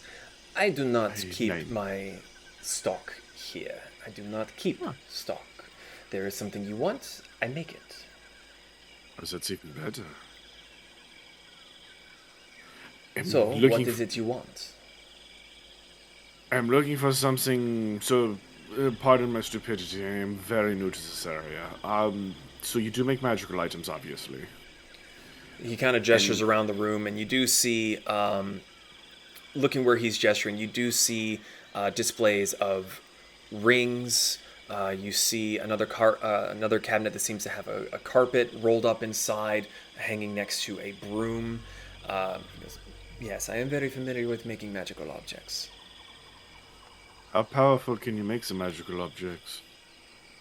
It depends on what the materials are, and if I have access to them, or if you have access to them. I am looking for someone to make a holy icon form of mine god. And I'm willing to spend a very pretty penny to have it made. I do not deal with the holy relics. I deal with magic. It is technically magical. It is not one and the same. Would you know someone who might be able to do that? It depends on your deity. Who are you wishing to revere? Zon thinks about it for a second. I'm not even sure it would work, to be completely honest. Hey, Valkyries. Fireworks. What? Oh, I was like, what did I do? A Valkyrie. He kind of shifts his weight in the chair, leans forward, and kind of taps one of his taloned fingers on the desk. You are in the wrong country for such a deity. I'm aware, but I have heard of them made in certain places to order, so I was not sure if that was something that you might be able to do. Why, I appreciate the potential patronage. Religious artifacts are outside of my purview. Those are ones that need to be made by those who worship your deities. And even though I do subscribe to Colatl, I leave that to his priests. That is unfortunate. Zon was just holding his bag of 50 to 60,000 gold. Later. Do you have potions? I can make many potions. Is there a particular one that you wish to obtain? One that would make me go faster. A potion of haste. I do believe I have the materials to make such a thing. You wish for one, many? How much do they cost each? Hold, please. Oh, please. There's a random otter in the building. What?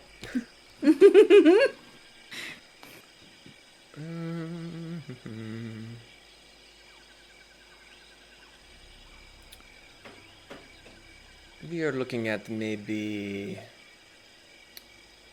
400 gold pieces Per? per. Okay. How about 4 of them? A hefty order. It will take me some time, but I can get this done. Say, like, we're going to be in the city for a little bit. We have dinner with the Empress coming up, so... You see him lean back and go, interesting. That is not something that normal people would just boast about. We're not very normal. Nah. He kind Yeah, I'm an of oxymoron. looks around and goes, yes. So when do you think you'll be able to have those done? I could have them done... Sorry, let me check the calendar super quick here. I do believe I could have them done by the middle of the next week. You have to wait for my weapon to be made. We may be here 5 a.m. Okay. Well. And she reaches in her bag and she pulls out 1,600 gold pieces I and will just take... like drops them.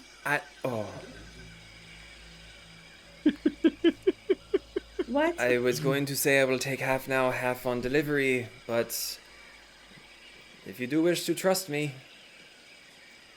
I will take.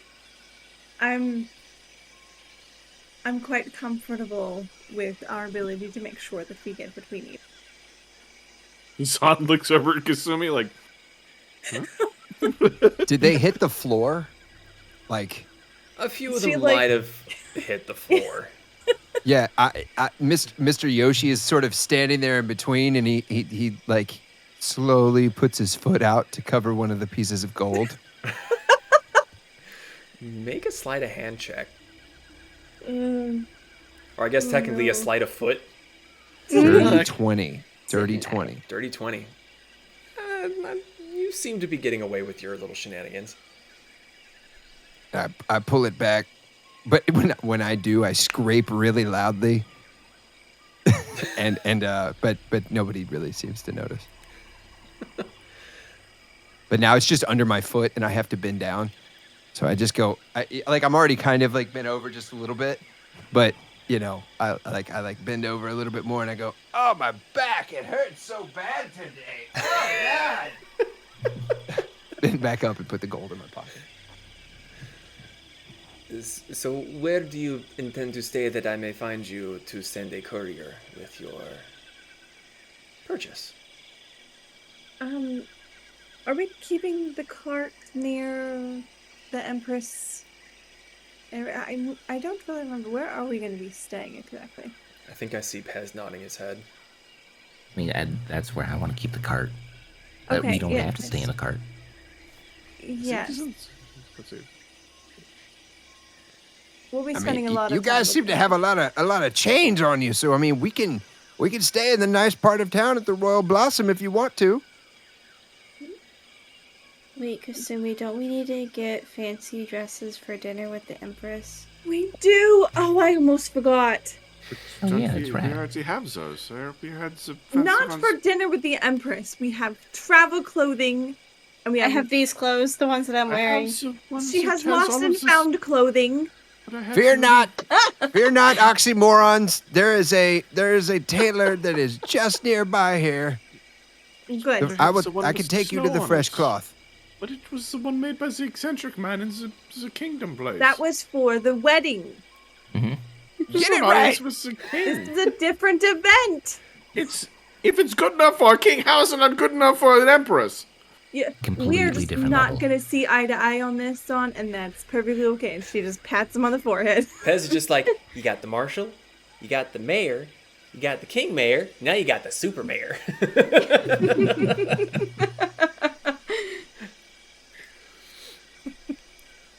So yes, we need more clothing. But We can take care of that. once the potions are done, I would appreciate those to become quite useful.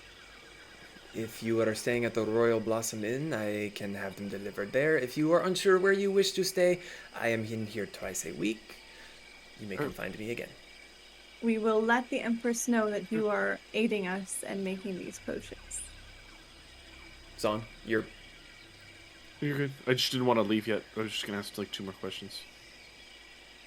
Yes, you had more requests. Sorry, I'm just curious. I don't really do orders like this. I'm used to just seeing them. You don't have any things that could enhance the power of spells and or make me faster? But your friend is already buying things to make her faster. No, not a potion. The items. Like something that I would not use once and would be done. Got a gun.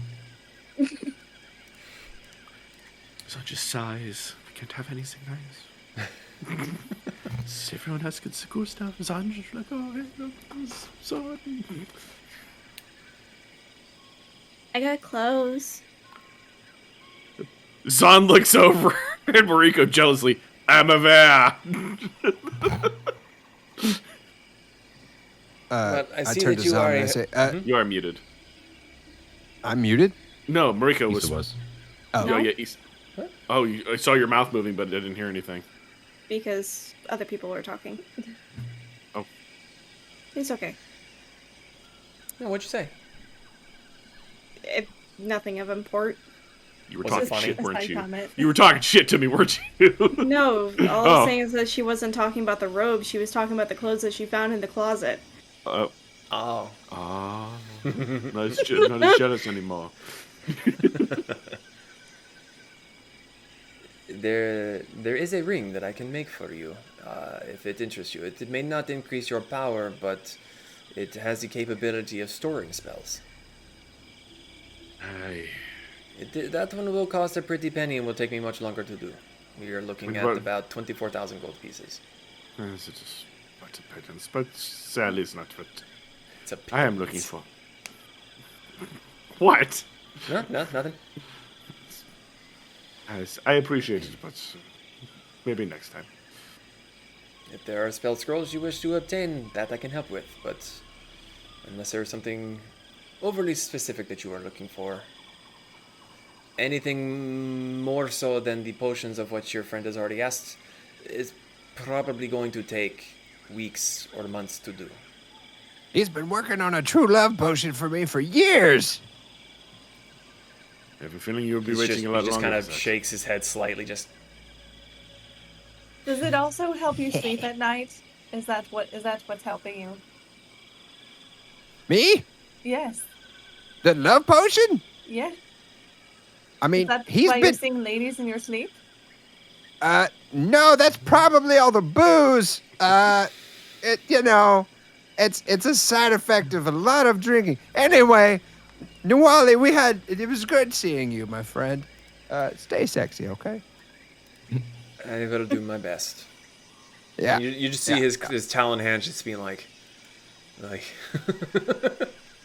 Yep. So let's see. Okay. Do we want to? We need to go. Oh, right. We need to go for the dresses. Ladies, you need dresses, and I would love to take you to try on dresses and to see them. It's right here. It's right down the street. It's called Fresh Cloth. Pretty straightforward name, if we're being honest. No real pun there or anything, but it's nice. They have perfumes as well. So, yeah, let's go. I can only make so many puns in one city, okay? Okay. It seems like there wasn't as much inspiration for this particular building.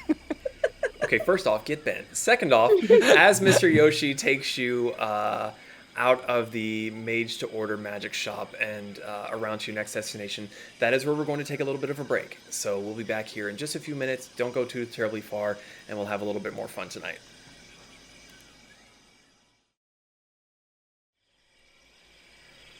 And we are back.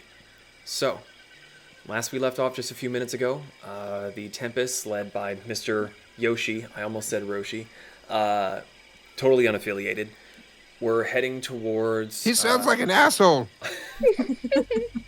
You were heading towards the Fresh Cloth Tailor, yes?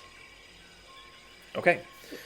So, leading you down the roadways.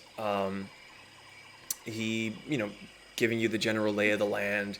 He points out that there are stables off to the left. The general store is further towards the center of the city. You come up to what you had seen from above. This is the closest you've been to one so far. Is one of the 4 major bridges that span the waterways that surround the capital city of Colatl.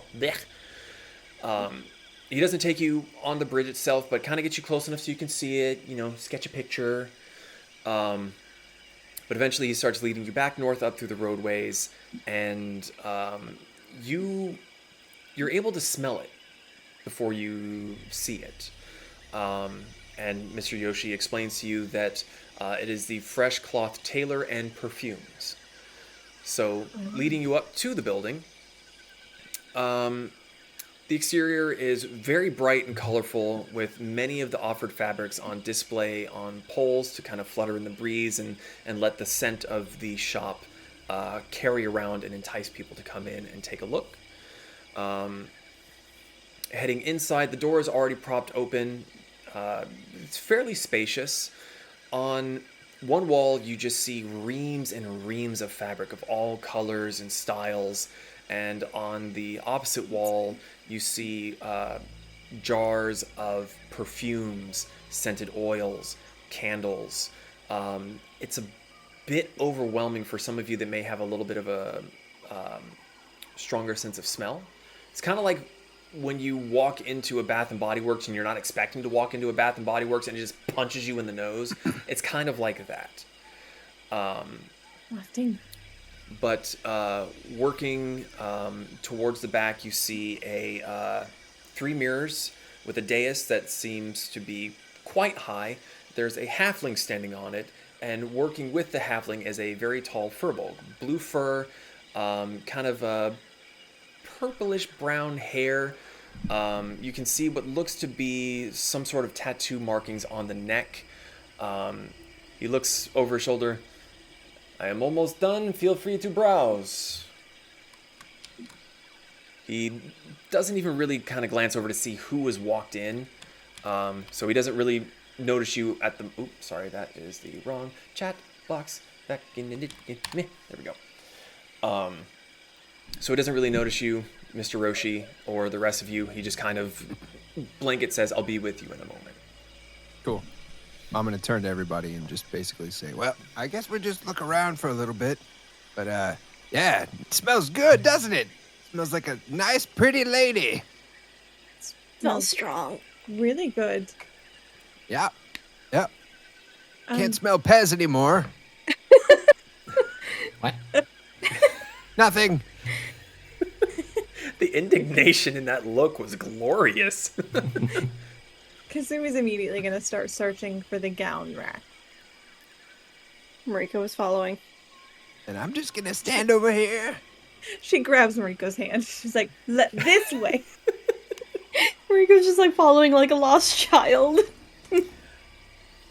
So there are a few clothing racks. Not quite as many that you... not Mariko, but Kasumi, not as many as you've seen on display in other tailoring shops. They are very, very pretty, very, very well made, but as you're kind of looking around, you kind of notice that there's really not much on display. Like, there's no mass-produced bits of clothing or any that you are able to see right offhand.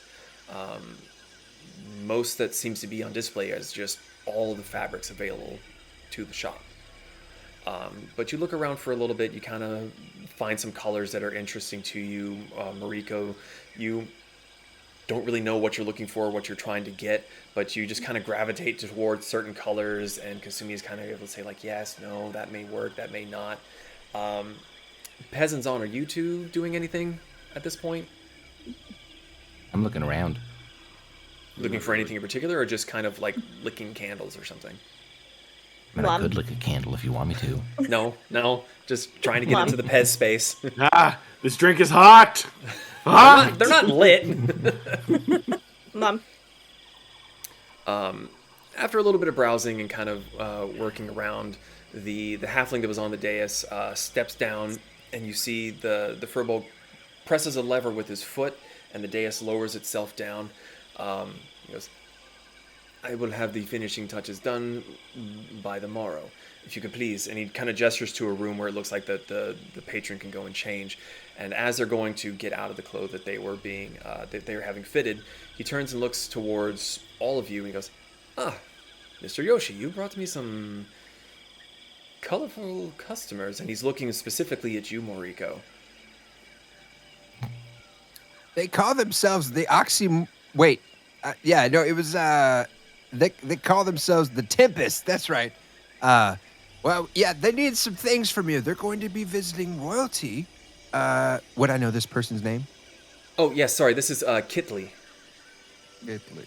Yeah, Kittil. Sorry, Kittle. Sorry, I had the letters. Kittle. Yeah, Kittle. Yeah, Kittle. They're looking. It's good to see you, by the way. I hope your mother's doing well. They're the looking temptation for to just some say nice... she died.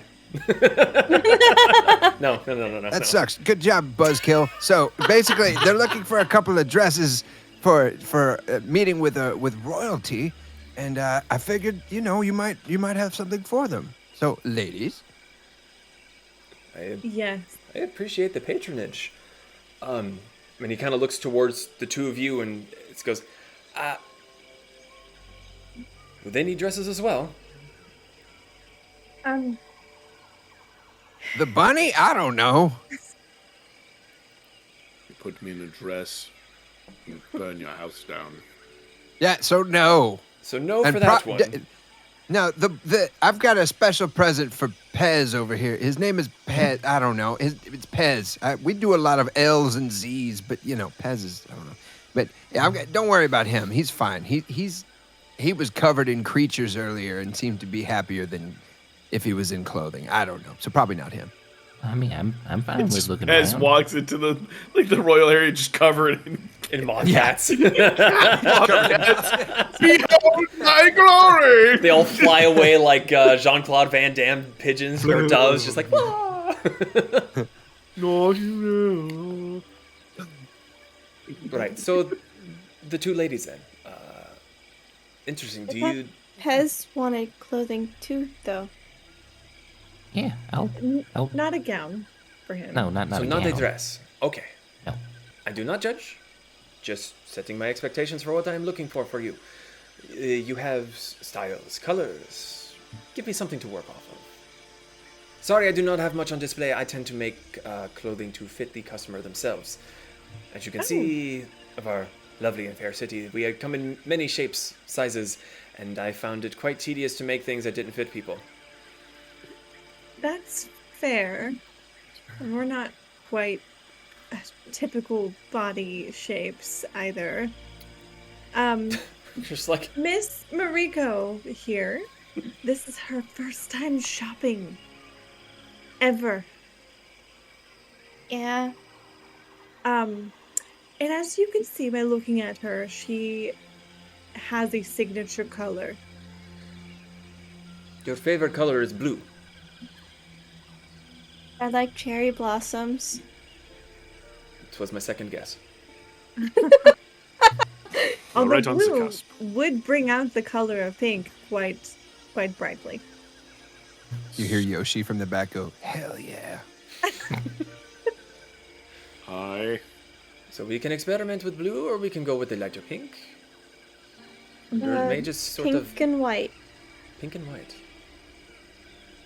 I can do this. You are meeting with royalty, so I'm assuming you would want some flashes of gold, perhaps, or other shinier materials. Okay. Gold is their signature thing. That was more of a here. question, I but like I will take that shiny. as a yes. I like shiny. And you, my dear, with the many tails. I am so sorry. As Mr. Yoshi said, I am Kittle.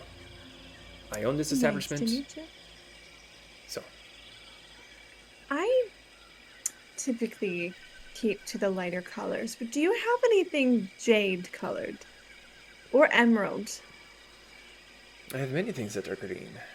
Are I you looking would for the love- more satin, the matte finish? A mixture of textures, but I would like gold accents. You are giving me an interesting challenge. I like this. Okay. So, do we want close, form-fitting, flowy, extravagant? You wish to wave your arms around and hit someone 5 feet away from you. What is the style that we... She lifts her arm and the kimono sleeve is hanging down quite a... I am quite accustomed to having flowy sleeves, so I wouldn't be opposed to it. But we are dining with the Empress herself, so please I make it see. extravagant. A challenge to upset the nobility. No, not upset. No. Not- He's onto something. Not in the sense of making someone angry, but to change the societal norm. I have seen what the current fashion trends are, and I am not a big fan of it. So, you'll make something very interesting here. I think I'm following. She looks very confused. Mariko is just I wish to 1,000-yard stare. I wish to make you more fancy than the ones that have been coming in asking for idiotic articles of clothing. I like that. See, I feel like he knows what he's doing. You see like a yes. So, I'm afraid to ask the pink one what they would want if you say that they have never shot before. I have many questions, but I do not think you have the time for me to babble. If you are meeting with the Empress, this will be top priority. Please do tell that you came here when you speak to her. That would be wonderful for my reputation. Of course. If she says anything about our attire, we would be sure to say your name. Excellent. I believe we can work together on this, make it most of the, maybe not the most, but a decent marking off of prices if you do this for me. So, he then goes into measuring the pair of you. Moriko, it's weird because he says, stand like this, no, like this. And he starts to like move you around and get your, he's getting quite close to areas that most people shouldn't probably be getting to, but he seems so blasé and just talking about it that by the time you realize, like, he touched me somewhere weird, he's moved somewhere else. So he's like, okay. Mariko's still just like looking to Kasumi, just like, Is this okay? Does someone need to die? do I need to become a big rock elemental? Within a few minutes, he has your measurements. Kasumi's probably guiding him to kind of deciding what you're going to wear, Moriko, since you don't really have that barometer. Kasumi seems excited, so you're just like...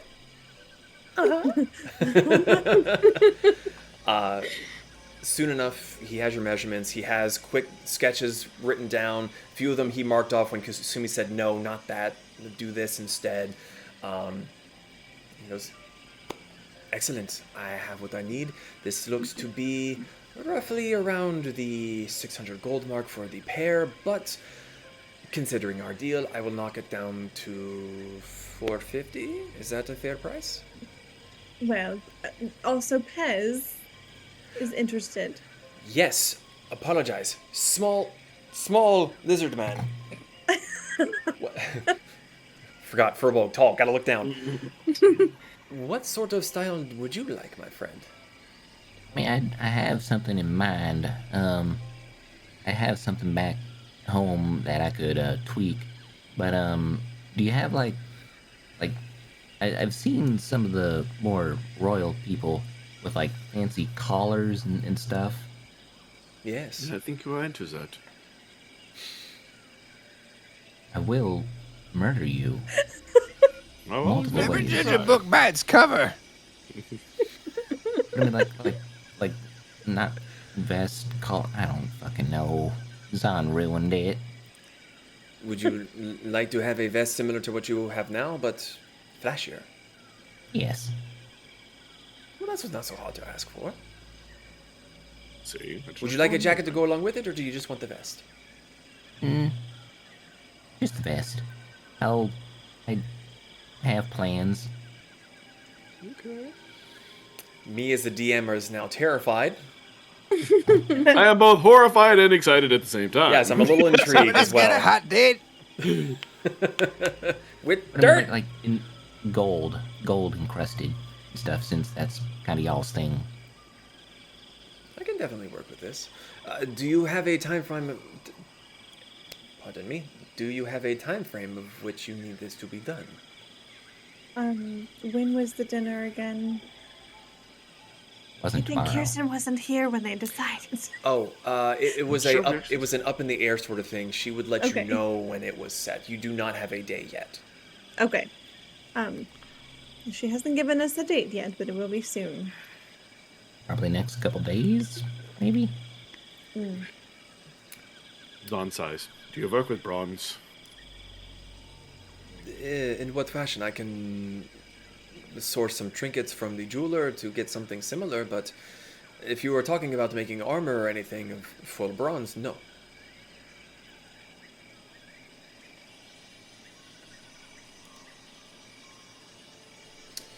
You show him the sketch, that's what you just sent me. It may not be actual bronze, but I can get something close to the color. For any walking past, they would assume that it is metal, for sure. But as far as the intricacies of metalwork go, that is far outside my purview. Satisfying. Sit works for me. How about Yoshi? Do you need I- any fancy outfits? Nope, just want to see you. Well, no, I'm good. Size him hard. Wait, you don't Nope, want a fancy jacket or like a nice vest or a hat? Nope, Yoshi is, he's a man of the people. He's good. Thank you, though. Unless you're paying, which, of course, you know. I mean, Sure. I was offering just because you've been our tour guide and we haven't paid you for such services, so... Yoshi has this, like, little monologue that goes in his head where he's like, she loves me. Maybe I should propose. She's offering to buy. She's paying attention to me, which means that she loves me.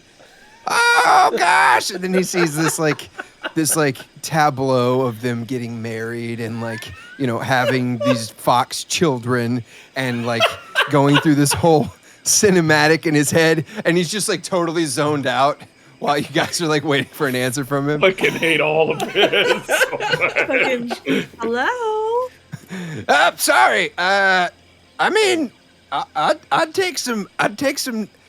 A nice new robe. That'd be nice. There you go. I'll take it. New robe for him.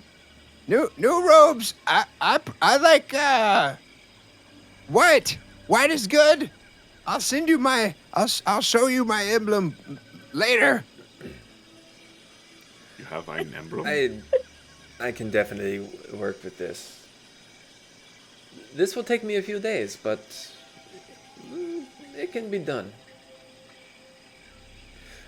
If I may ask, where can I find you if I need to ask more questions or set up the delivery? That's still to be determined, but I think we are going to be spending a lot of time in the royal quarters for the majority of the time. When you discover where it is that you were going to say, just come and let me know. And I will get started. I am excited for this challenge. Is there anything else I can assist you with? Would you like any of my perfumes or candles or... Yes, perfumes, please. Please, sniff to your heart's content. She immediately. Sniff to your heart's content. Mariko follows Kasumi. She is just like inhaling, like grabbing the bottles and. Mariko just grabs a candle, sniffs, and you just see her just like stick her tongue out. Just... No, don't do that. It will not taste good. And then Yoshi turns around and goes, Mariko, make a dexterity saving throw, Mariko, to see if you can beat them to the punch. It may smell like flowers, but it does not taste like them. What? 17. 17. Anyone that's trying to stop her, make a contested dexterity check. Oh no, I'm letting this happen. I'm making a dexterity check. 2 rogues are trying to stop God. you. No, I rolled a 11. But do you have? Wait, is this a save? This is just a save, right, Ian? It's a dexterity check. So you're rolling your d20 and adding your dexterity modifier. Oh, then it was a 7. Kasumi? So Please that do. is a One. 13. A I 13. didn't roll very high for that. Yes! Yes! So Kasumi, you are like mid sniff when you see the jar getting closer. Mr. Yoshi, you are still in your daydream and you see the motion. You all both go, no! But it's too late. And it's not the worst thing you've ever tasted, but it's quite bitter. And Do I have to roll to see if she likes the taste? Yes. Yes! You Good brought it God. up. You brought it up. Now you gotta roll. Let chaos reign. God, if you roll a God. natural 20, I'm gonna be so. No! You did not. You just you love the taste of perfume. What did you roll? What? I rolled a 20. You rolled a natural 20? God. Now Mariko's gonna spray on wrist, lick. No, this is a candle. She licked a candle. Oh. Right, it was a candle, right?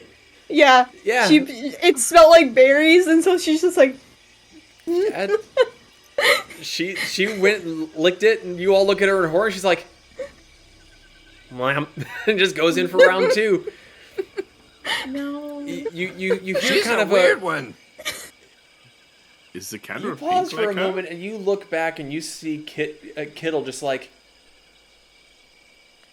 you lick it, you buy it. okay. Oh.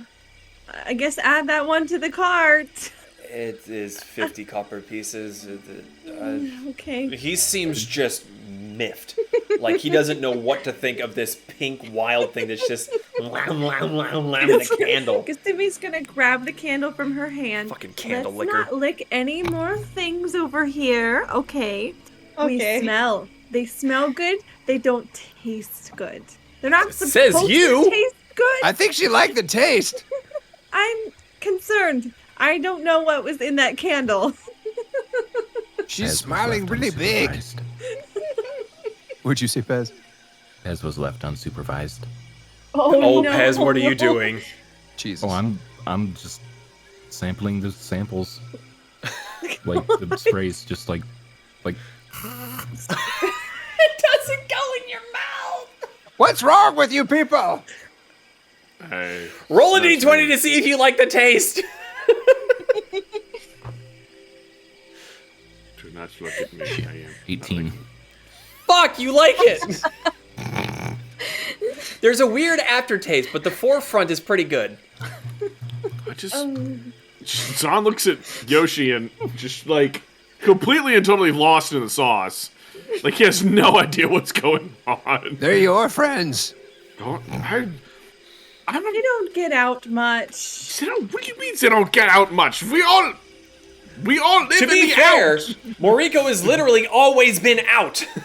She's literally Wild Man, but in elf pink form. You know what I meant. Elf pig. Okay? Wait, no. Even better. No, I know exactly. Okay, well, he's looking up the side tangent. Anyway. So, There you Pez, you That's you. you like the taste of this little spritzer bottle.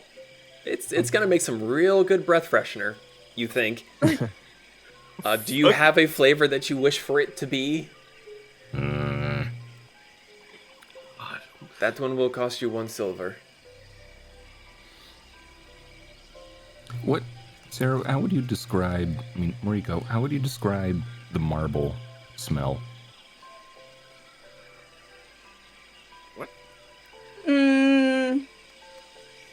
You can look it up on Bath and Body Works. So because Stone. Musk. Rock. Wait, what was that again, Kasumi? Musk. Ah, yes. A very common scent used in candles. How about like leather and pine tree? Oh, that makes sense. All that. Okay, so the earthy man smell. Yeah. Okay. Mm. Smells like a Earthy freshly man. built saloon. Kasumi's gonna try to see amongst babysitting the chaos, if she can find a perfume that has either like a vanilla or like a more like feminine flowery smell. Yeah. There's plenty of options. It may take you a little bit to go through all of the smells, but eventually you do start to narrow down, and you start to realize that his organization is usually by scents. So you've got more of the floral, you've got more of the earthy tones, and you start getting into the sugary, more sweet scents, like with vanilla and such. And usually further down the shelves of those smells is when you start to really intermingle between the other ones. You are able to find what you're looking for. And is there anything else apart from the candle snack, the breath mint, the perfume, and the clothes that you guys are looking for? She's also gonna pick up a more masculine smelling bottle. Mm-hmm. And she's just gonna add that to the cart. I'm going to have this in our cart in case any of the men choose to use it. Do you not like how I smell? Do I smell? I'm just gonna I'm have all this in the natural, cart. baby. We can tell. Wow. She loves me. The song leans over. 9. I don't know what that means. I'm sorry. It's a number. Ooh. No, it's not a number. It's just 1, no. 2. 9. 9 is no. No is 9. All right. Kasumi, do you have everything you need? Do you need to try on anything? I Not don't yet, think probably. he has anything for us to try on. Yoshi just looks absolutely like let down and just sort of like walks out of Just completely leaves the shop. Yeah, he's just like, all right, let's go. I've lost interest. Come on, kids. How much do I owe you? She looks at the shopkeep. Between the 4 different outfits, the candle, the perfumes, we are looking at around 600 gold pieces again. Oh, easy. She gives him 650.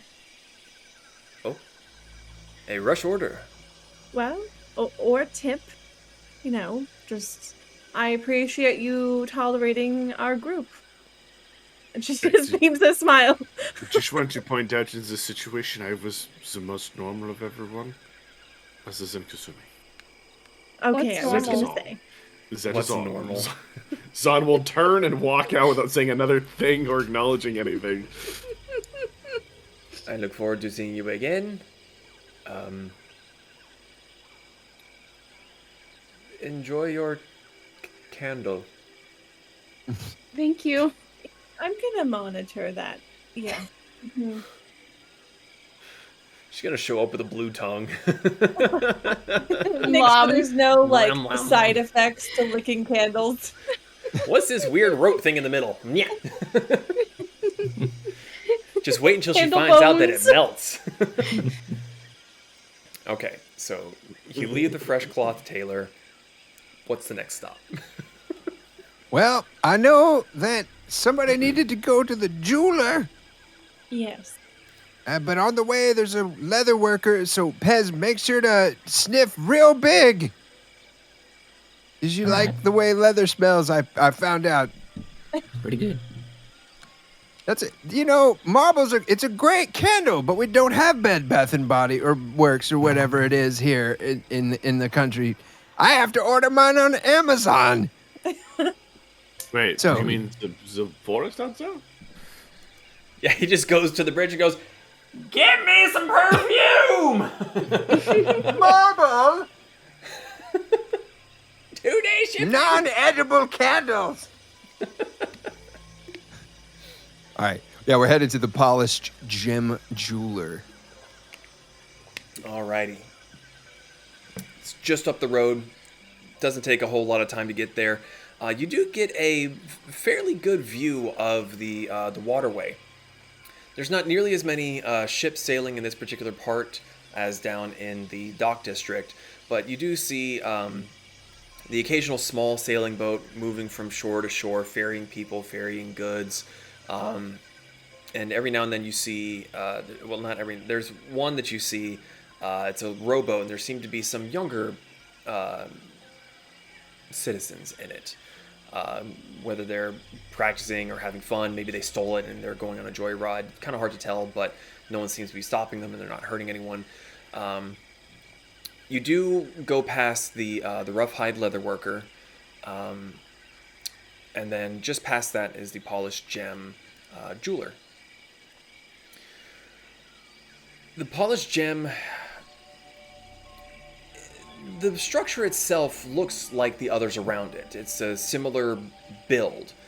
The difference is that this structure is made from black striated marble. So it's got grayish white with streaks of black all throughout it.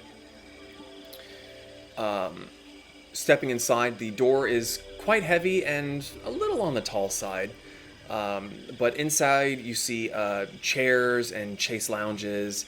They all are look to be made of some hardwood, very, very comfortable cushions for sitting on. Most of them that are pushed up against the wall. There's other ones pushed up against the wall that don't seem to be able to be moved because the underside is made of marble. They're just very, very heavy items. Let's see.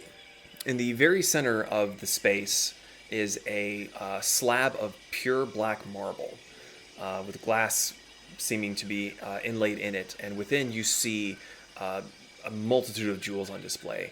There's gems that are in their raw, uncut form. There are ones that have been cut with the normal facets that you would see. Very, very polished, very, very shiny. Zahn, you get that itch.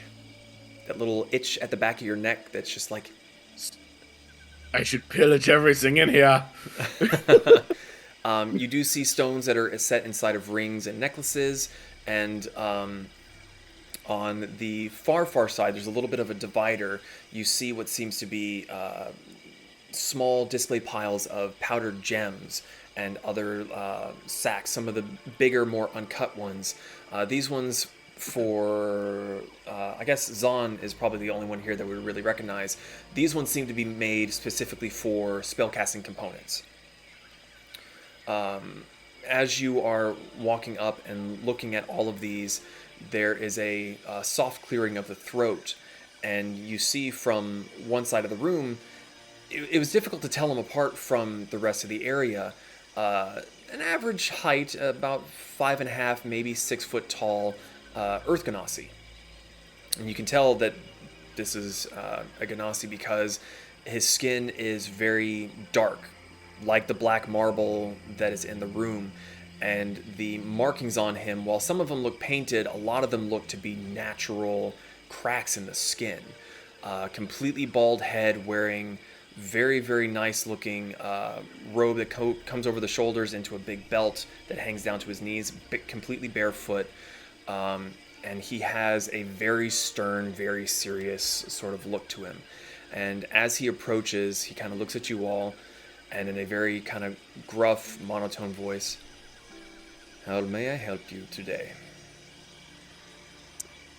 I was wondering if you have any gold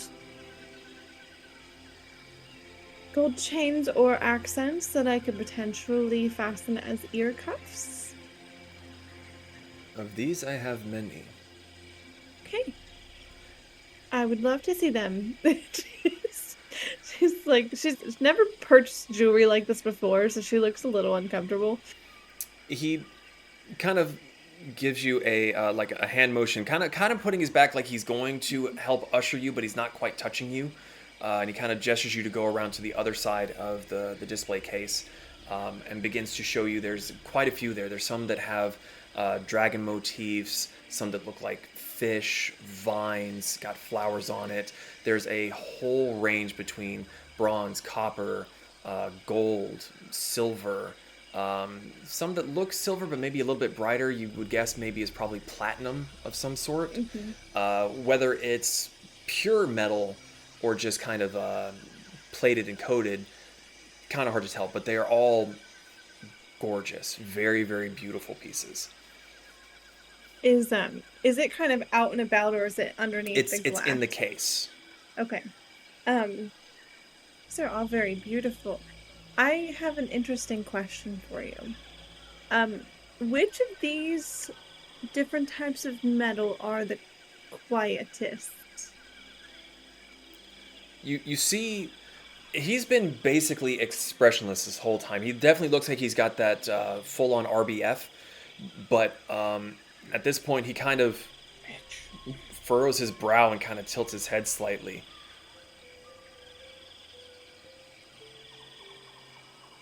If you look for the least reflective?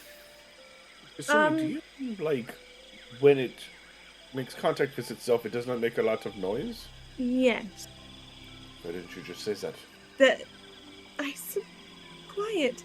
I don't want it to be too jangly, if that makes sense. Do you wish for just the ear cuff and no, as some put it, dangly bits? I mean, but I like the dangly bits, but I don't want it to be too loud. Me too. Gross. Zahn is just sitting there like... He's not really sure what to say. Like, he looks up at his ears, which are pierced. And they've got bronze circlets in them, and I don't think anybody's ever heard them. He's just like... Because they're just circlets. Yeah, They're but not like the cuffs with the chains, with the dangly bits. That's kind of what she's looking for. He waves his hand over a part of the case and then grabs and lifts it, and he pulls one up and he holds it, and he kind of gives a little bit of a shake, and like the metal that's kind of there is very, very thin. It's not big enough to resonate, if that makes sense. Like when you have some of that slightly, I don't want to say cheaper, but like the thinner necklaces, like you can move them around and you can hear it, but you have to be listening to it in a quiet room to hear it. They're not like little bells or anything. Okay. That's kind of like what I'm looking for, because for my day job, I tend to do things to try to be quiet and unnoticeable. So that is why I wanted something that wouldn't make too much noise, but was still a nice accessory. Well, he kind of looks at you and looks at it and shakes it again. Is this not quiet enough?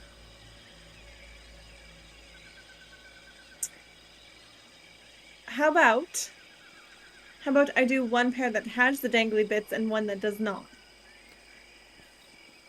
If the madam wishes to spend her money at the polished gem, I will not say no. Okay. Do you have charms on them? In which sense of charms? I mean, I don't know. I've never purchased jewelry like this before. I'm asking for something. I have no idea what it is. You should know. Just never gone jewelry shopping before. Like, do you have little charms that hang from the dangly bits? Do you mean like something that would be like a gem, or I'm like a little fox? I'll pull up an image of it. How does Zahn know more about jewelry than you? I am a dude. I am bullshitting my way through all of this. Mariko is just wide-eyed at all of the shiny. Are you looking for something like Tempests had? Like, with the dangly things from his face and the charms and all that? Somewhat. My ex-wife was into that sort of thing, so I kind of know a little bit about it. Oh. Ex-wife? Who are you married to? Don't worry about it, son. Okay. Let me put it in campaign spoilers. This is just an example, but I don't... I had to look something up really weight quick. is killing me. I have to know. Oh, no, that's not it. Hold on. Oh, no. That's not it. Dangly bits. That's not it. So much pressure. Hell yeah! So much pressure. Dangly bits! It doesn't... It doesn't help that Boba's paw is on top of the fucking mouse Throw pad. the bastard off! Okay, hold on. I'm doing this without, like, an actual mouse, so... I'm almost there. Here we go, there. Okay. Oh. These chains. Yeah. And the charm would be, like, the centerpiece. Okay. Yeah. I do believe I have Some. Is there a symbol you wish to portray? I highly doubt you have one of Shenshei's symbol. What? Why would you doubt That's not a this? good question to ask. Why would you? Even I think What you would do have that. He Focus goes the around to bear. one of the other display cases on the other side. Again, waves his hand over a space, lifts it, and pulls out a ring and shows it to you. And it is a coiled version of Shenshei in kind of a circular sort of shape. Perfect. He looks at it, kind of breaks it apart. This I can put on your dangly bits. I like it.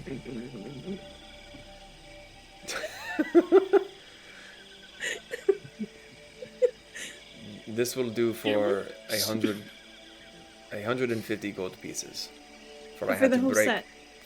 For I had to break one. Okay. That's fine. Give me but a moment. And he goes back to the wall where he had been standing, and it's impossible to see, but he places his hand there, and the wall just slides open. There, like, no seam. He goes back, shuts it behind again, and a few minutes go by, 10, 15 or so, and the large slab opens once more for the hidden door. Child. The child.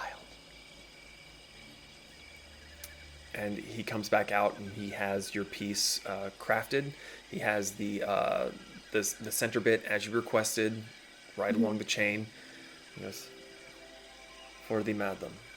She immediately starts putting it on her ears. Okay. Look at the dangly bits. Do you need help with your dangly bits?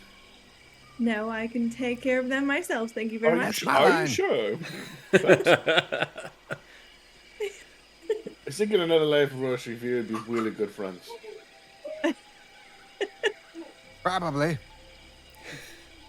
But it's not that life. So, Mariko, do you need anything?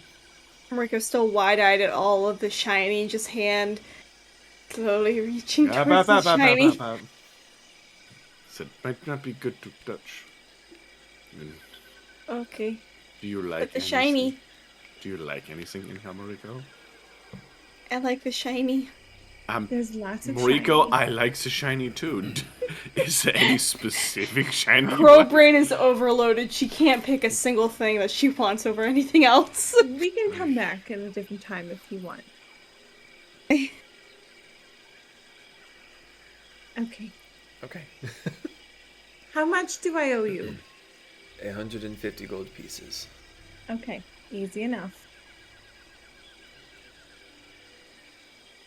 All right. You guys have a lot of money. We have, for lack of a better term, we have killed quite a lot of people that had a lot of money. Huh. Said the inside part out loud. My bad. I have shiny rocks. In your monologue. Nice. So I do not have the inner voice. It is all outer. I get it. Well, Totally understand. I'm DM gets it. Kasumi, do you need anything else from in here? No, I'm good. That wall weirds me out every time he does that. I don't necessarily like it very much. He just pushes and then it disappears. It's weird. It's really weird. I don't know. It's called magic. Yeah. I'm also I don't know. slightly- I just, it's not the wall itself. I think he's just got some other stuff back there. I think there's, let's get out of here, everybody. We can go ahead and head on out. Now, Zahn, Yes. my fuzzy friend. I know of a place that I think you'll like very much. Listening. I call it my meat place. Would you like to go to my meat place? Son's just kind of looking at you like, I'm afraid to say yes. Kind of look on his Don't be face. afraid. Zahn, you like meat. Be adventurous, son. Assuming What? I would not say that if I was you. But you But do like meat. Yes, I like meat. take me to your meat place, Mr. Yes! Meat place! Question. Yeah. Was Pez left unsupervised? What was he doing during all Oh of no. this? Is he with us still? Is he still in the fucking doors? I'm behaving. I don't know about this. I don't believe you. I'm just observing. I have no need for Chinese. I'm a dull boy. You're a kobold, I don't believe you. Okay. So we'll walk towards the meathead butcher. All right. It is a fairly decent walk from there, but taking you around the coastline, for lack of a better word, you're able to see a fair few other businesses here and there. Mr. Yoshi points out some of the more prominent ones. More recent structure that he illuminates you to is the Colatl Skyport. It was one of the first ones that was made in the Empire, and as far as the city goes, it is the newest structure to have been constructed. There's not a whole lot of ships that are docked there or seem to be coming and going. There's maybe 2 that you can see from your distance, and they're relatively small. They're nowhere near what the Empress had by her palace. But he takes you past there, shows you that, or kind of informs you that the dock district is kind of the area of the city that never sleeps. It never shuts down. There's constant movement, and though he was very interested in showing you the area, it's a lot more cramped. It's a little bit more smelly because there's people working and sweating. You're constantly getting jostled, and from some of your previous experiences, you kind of keep a little bit more of a hold on your personal belongings, your coin purses and all. But eventually, you begin to smell the meats and the breads of the food district as you get closer and closer. And sure enough, you do get to the meathead butcher. It's a decent sized building. There's nothing too extravagant or special about it. But walking inside, let me see where I have that. The inside of the structure, it's very cool, as one would expect it to be for a place to help preserve meat. The first thing that all of you would notice is right by the front door is a odd-looking contraption. It's like a big bell with a third of it cut out on one side and a weird wooden contraption sticking out of it. And behind the counter, you hear a series of heavy thunks, and you see a wild-looking man, painted torso, maybe tattoos.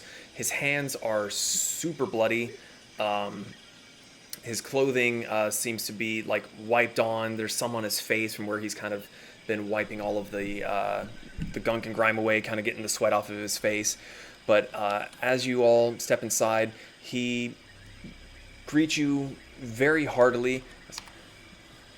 Hello, welcome to my shop. I am assuming you're here for meat. Yes. Excellent. I've been telling these Then I can help. wonderful people about how this is my meat place. Zan, Yes. they have the meats. They have them. So they have some meats? They have some meats. So, Zan looks at this shop and is like, do you have some meats? His hands are literally covered in blood, and there is a slab of meat in front of him, and he's wielding a butcher knife. He's I have saying some. this as sarcastically as he can. Right. Well, he's also picking up on that. And he looks at the knife, looks at the meat, looks at you, and goes, "I have some." It's very likely. Show me your meats. that's what I'm talking about. You are a little weird, but customers are customers. And he throws the cleaver down. It sticks into the board, and he kind of picks up the some of the cloth that's around his waist and starts wiping his hands. It doesn't do anything. Just kind of smears it around more. He walks around to the other side of the counter. What sort of cut are you looking for? Do you want big, small, big party, personal size? Are you traveling? I have some smoked.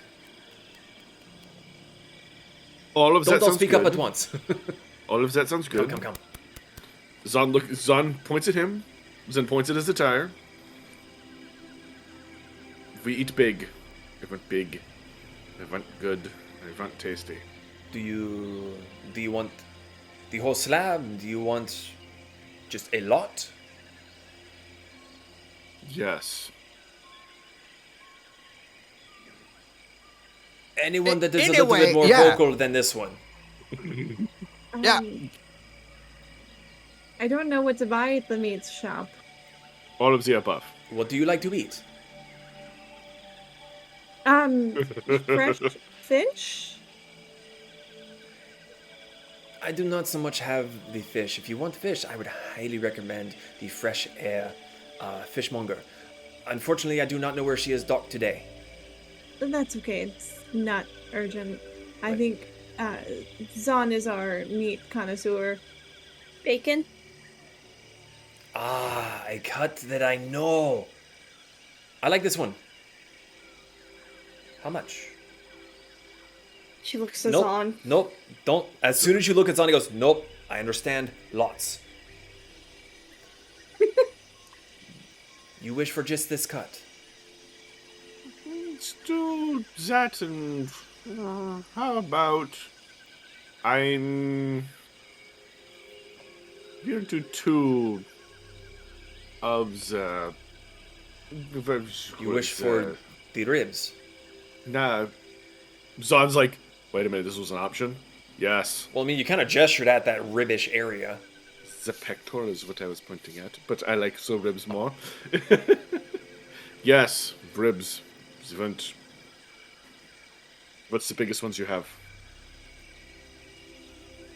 Large. How big is large? Zahn's Kinda- like, he kinda- Zahn's actually asking questions. He kind of looks at you and he's like, 1.5 of you. Zahn's just thinking of the mathematics. Will this fit in the card? Will this fit in the icebox? Said maybe too big. How are you gonna cook that? Zahn just slowly looks at Kasumi. I better find a way. I was gonna say, I can turn into a fire elemental. even the butcher looks towards you. Where there is a will for meat, there is a way. Yes. My gosh. You gets me. What even was that big? Let's do about 3 of the ones about this yeah. Pick a size, man. this- Through big much ones. back and forth between the butcher and Zahn, the meat choices are selected. Takes him a minute to chop some of them up because you asked for the ribs and then you said you didn't want the whole thing, but you wanted them chopped up. So he is eventually able to get them prepared. We are looking at about 20 gold pieces for all of this because it is prime stuff. And you realize that, like, bloody fingers, he just himself. You've done the same before. It's a little gross. Not really. Done the same thing before. That's That's disconcerting just- knowing where you work. Don't worry about it. Moving on. No. Yeah, Zahn Nasty. smacks that 20 gold on the table. Wait, how much bacon did we get? Lots. Good. Good answer. Yes. Zahn will slowly hand Mariko 2 slices for now. Uncooked? Yeah, none of Wait, this is I cooked. wasn't. Oh, I didn't. My bad. I wasn't sure if This it is was a like, butcher shop. You are buying the meats to prepare yourself. Never mind. Well, actually, no. Mariko, Actually, Hold on to this later. wet Thought he bacon. was an Outback.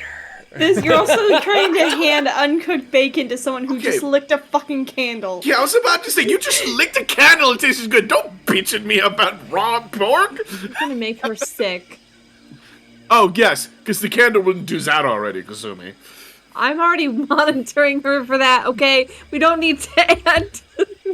Mariko's trying to go for the Poison. candle again. No! Back, Mariko. Smash. Thank you gonna- for your meat. I'm gonna walk up to the counter and be like, "Do you have any owl bear?" I think I have one leg left. I'll take it, and give me some of the smoked meats as well. A nice chorizo if you've got it. I may. You almost bought me out last time. Let me go look. He Yeah, comes no. back. He's got a big, like, it's the lower part of leg, between the knee and the ankle. So not like the big meaty thigh, but this is all I have. The Empress came in not too long ago and bought a lot of my stock. Oh. Yeah, she was like that when we dated too, and I just like don't even give any context for that, and then like put the grab them. Yep. How much do I owe you? This one will run you 5 gold pieces because you're a frequent Yeah. customer. Wait, are we just gonna forget that you just said you dated the Empress? Nice. Huh? Ah! He turns Don't around worry and looks about at you, it. Kasumi, and he goes, What did you say? I mean, because I said nothing. Chop, we chop, can chop, chop. ask her about you and reflect on some fond memories when we see her for dinner. She's definitely gonna remember me. We'll make sure we mention you by name. You're a Yep. difficult one to forget. She called me Ronald.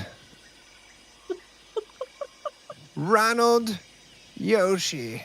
Anyway, everybody got their meat? Yes. Yeah. Good. Now, Pez, again, Pez. you were unsupervised. I was about to say, Pez, are you messing with something over there? What are you doing? I'm just trying to identify what critters these came from. You know, he can tell you.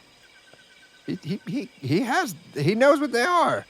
There's a fair few you recognize, but there's definitely some that you're like, that's a little bit smaller than I was expecting. I'm not quite sure what that is. And again, none of it has like the skin or anything. You just kind of know the general shape. You kind of like see a haunch and you can think like, okay, well, it could be that, or that.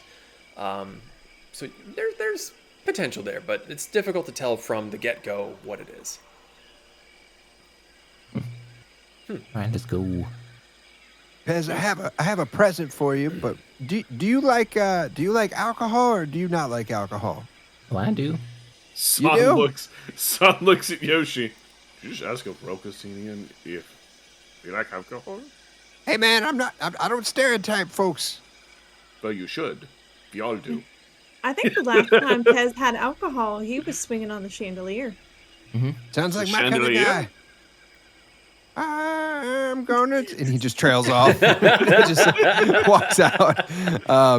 So I'm gonna lead them to the Hoppy Dragon Brewery right next door, basically right next door. Yeah.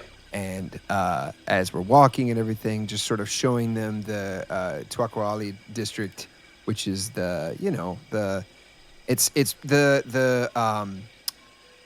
royalty and I don't know what I'm saying this in character. The royalty and the commoners, they all kind of come together in this area because that's where it's where the good food is and everything. And but if we're gonna get close, when we get close, Pez, I have a present for you. Because you actually behaved yourself so well in the last 2 places. I know you got a propensity for certain things, but I recognize that when I first met you, I was calling you dirty. But when we get to the Hoppy Dragon, I'll show you. Are we there? Yeah. It's really, really close. Like you basically stopped in the middle of the street to have this conversation. You're like, there's the meathead. Here we are. I'm prefacing. Now, when we get I'm there, prefacing so I much. promise, like, it's there. He's like, when we get there. Yeah. It's So one step. we're There. here. Shit. So wasn't ready. I say, everybody, wait a second, and I sort of lead Pez around the side, and there's this like mud pile full of sticks and bugs, and it's just like it smells a little weird, not like bad or anything, but it's like the most glorious mud, like creature-sized mud thing you've ever seen. And I just go, there you go, son. The best in town. I mean, is nice looking. You're not going to get in it? I mean, I can. All right, I thought you'd be way more fucking excited for this Well, than you are. There's bugs and dirt and shit in it. So I Well, mean, see- okay. I mean, if they're shitting it, then I probably don't want to That go in I there, was but- meaning that colloquially. I mean, here, Cut- look. If it'll make you happy, I'll swan dive in. No, it doesn't make me happy. I was trying to olive branch. Whatever. And I just walk off. And I just walk back to the group who's like, in front of the place. I'm like, nothing. I can't figure out that guy. Zon's just Anyway. gonna be laughing and pointing at his ears. I heard the whole thing. Yeah. Do you have super hearing? He's got very sensitive hearing. Yes. Got you. His passive perception is retardedly high. Okay. I think Pez's is actually higher, or Marika's. One of the two. One of theirs is higher. Yeah. My PP is pretty high. Mine too. So let's go get some beer. Damn it. Hi, PP. Okay. So, Mr. Yoshi takes you across the street, and you see a very large building. There are large metal. I'm trying to think of the word for it. Brewing towers, the distilleries and all, that are all around the side, and that's the first thing you notice. And the second thing that you would notice is that the Hoppy Dragon is the quintessential definition of chaos. There are Yes. kobolds everywhere. Oh no. Every size, every color. They are running pell-mell around the entire complex, inside and out. Immediately right in the front, there's a couple dozen standing tables, where there are already a bunch of patrons standing up, walking up to the tables, ordering a drink. There are a few small staircases, platforms for some of the shorter folk, like the halflings and the gnomes, that can kind of get up and stand and still, be up there with the biggins. And seeing the kobolds running around, you would think that, it's very difficult to serve things up there. But as you're watching this total chaos, you see that there are kobolds that are using stilts. They have really, really tall shoes that they clunk around on. There are others that are sitting on each other's shoulders so that they can reach the top of the tables. Somehow the drinks are making it through all of this chaos and being delivered right there in front of the patrons. Is it bad that I'm imagining a kobold in platform shoes? That's exactly what it is. It's like not platform shoes. I'm talking about those fancy goth boot shoes, like Patrick from SpongeBob when he's dancing. They're not quite that fancy. They're more just like blocks of wood that are strapped to their feet. No way. Yeah, there's still a fair few tables that are open and available to you. There does seem to be a door going on into the inside of the Hoppy Dragon. Yoshi, Ah, what is behind the door? I don't know. I just come here to drink and, You never thought to go in the doors? They might have more alcohol. listen, man. I try to stay out of trouble. In my past life, I got into a lot of trouble. Yeah. I mean, if you're curious, you could just ask him. Do you want me to? Yeah, why don't you flag just? Why are you one down? asking me? I don't know. Danny Kobold Man, Ha, yeah, what? Hello. You want to what's order? behind the big doors? He kind of seems to freeze for a second and gives you a slow individual eye blink, just We make the beer. And the mead. And the whiskey. And the wine. So we're not supposed to go in the doors. again that really slow blink. Oh, Oh, I'm not gonna stop you. That's not my job. And he kind of starts to scurry off. well, Son's going for the fucking doors. I don't give a shit. Do you guys follow him? Do you stop him? Do you pick a table? What's the plan? I'm gonna look for the fanciest and wealthiest looking kobold, thinking that he's probably the most qualified to actually be the leader of this place. Most of the kobolds that you see at the moment are are not very fancily dressed. Some of them are just kind of like loincloths. Some of them have like little togas with like bits of rope tying it down.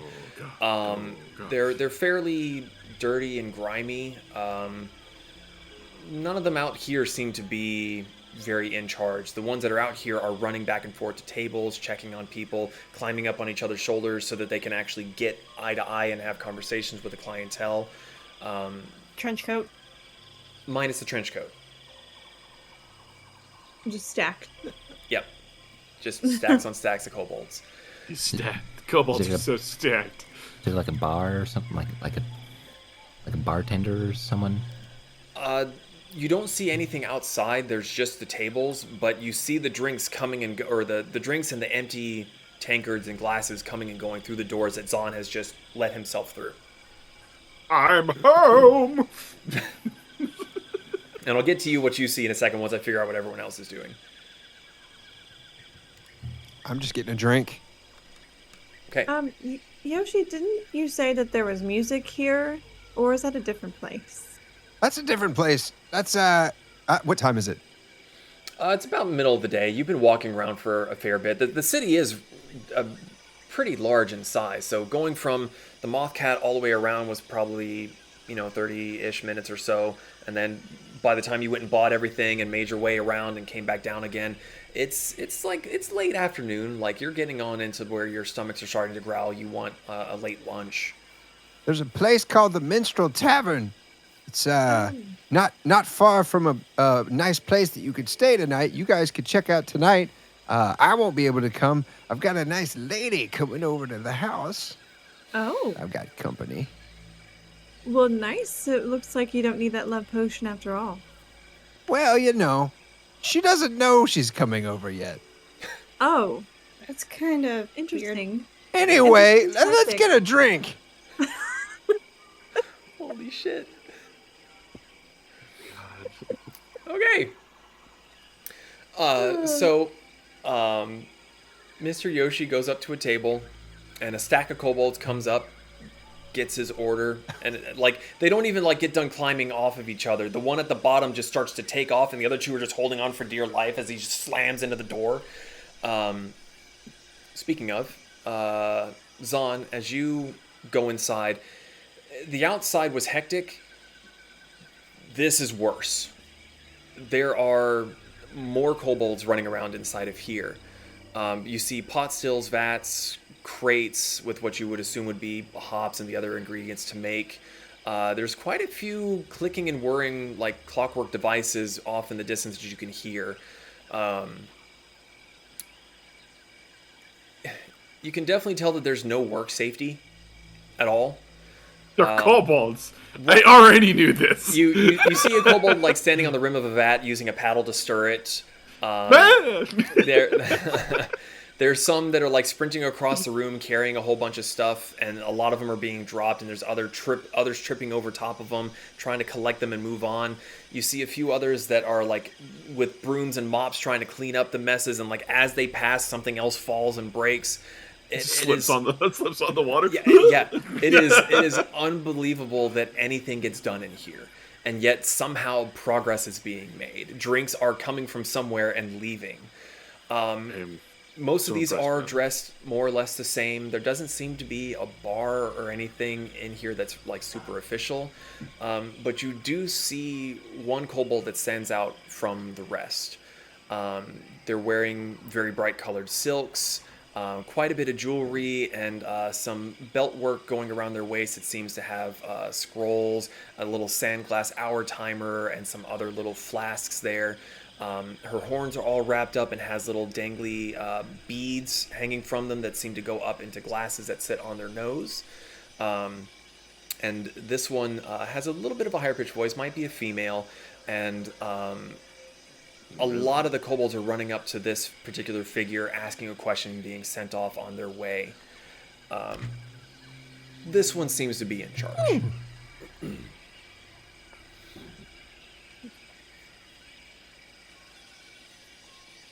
Yeah, I guess Zahn's gonna walk up to her. Okay. It takes you a minute because you're kind of having to wade through a sea of kobolds at times as they just come like sprinting past. Like, yeah, you definitely feel like, whoa. But eventually you get there and she turns and looks and goes, Oh. You don't work for me, do you? Nine, I do not. Okay, good. I don't want there to get hair into the vats. How can I help you? Very well groomed, thank you very much. I'm looking for your best stuff. Stuff that you wouldn't sell out there. I sell everything out there. I don't How have much? anything in... How much are we talking? Listen here, young lady.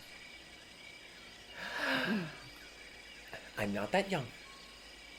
Well, you look very young. Well, thank you.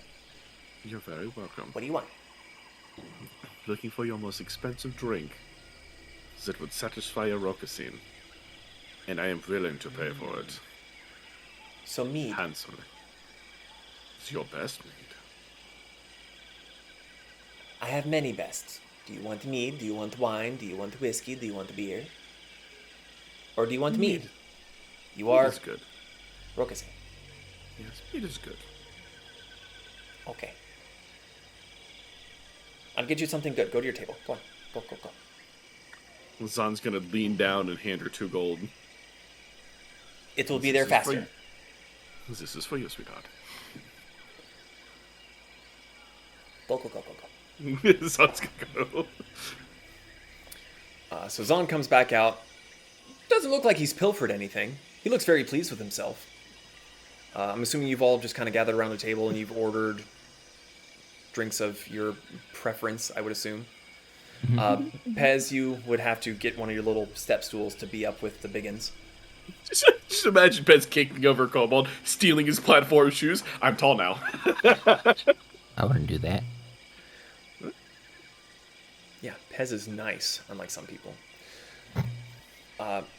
So, in relatively short order, kind of one at a time, one comes up with stilts kind of stomping along, kind of has to like hold them together and just places the big tankard down, stomps way back on the stilts again and goes tearing ass through the door. Another one comes up by himself. There's no stack, no shoes, and he kind of like gets to the table and he kind of looks up and goes, Shit. You need help, little man? Which one bought the mead? That would be me. Oh, here you go. Oh, nice, thank you. What's that? he's already sprinted through and is just gone.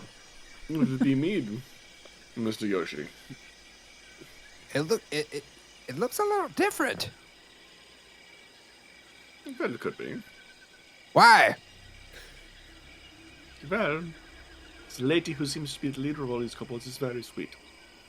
Quite pretty. Ah, I see you, sir. A regular charmer. I do not know what you're talking about. Ah, yeah, bullshit. Anyway, Out of curiosity, what would everyone have ordered? whiskey. That doesn't surprise me at Marika all. would have ordered whatever Kasumi got. Oh, pressure. Pressure, pressure, pressure, pressure, pressure, pressure, He pressure. probably would have just ordered any type of wine that they had. Okay.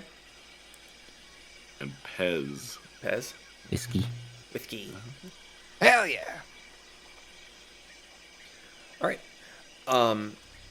Your drinks are eventually brought out as you ordered them. Mr. Yoshi, you're very familiar with this, having been here many, many, many times before. For Kasumi and Pez, your drinks are very much in line with what you've had before, but they've got very unique tastes that you've not really experienced. Likely a difference in either the brewing process or the ingredients that they have access to here are slightly different than what you're able to get in other countries. So, like the berries that maybe are found in the jungle that are used to make the wines or the grapes or whatnot are just, different flavor, a little bit more sugary, maybe not. Pez, this whiskey has a very floral scent and kind of taste to it. Not so much the smoky that you would really get back in the West. Still very, very tasty, but different, pleasantly different. And it will get you drunk. It'll get you drunk. Do I see any kobold struggling? Like a single kobold just like having a rough day? Every now and then you hear a clatter as one trips and falls, but they get back up, grab their stuff, and seem to just take off again. Like they seem incredibly energetic and happy to be doing what they are doing. None of them seem to be very put out, if that makes sense.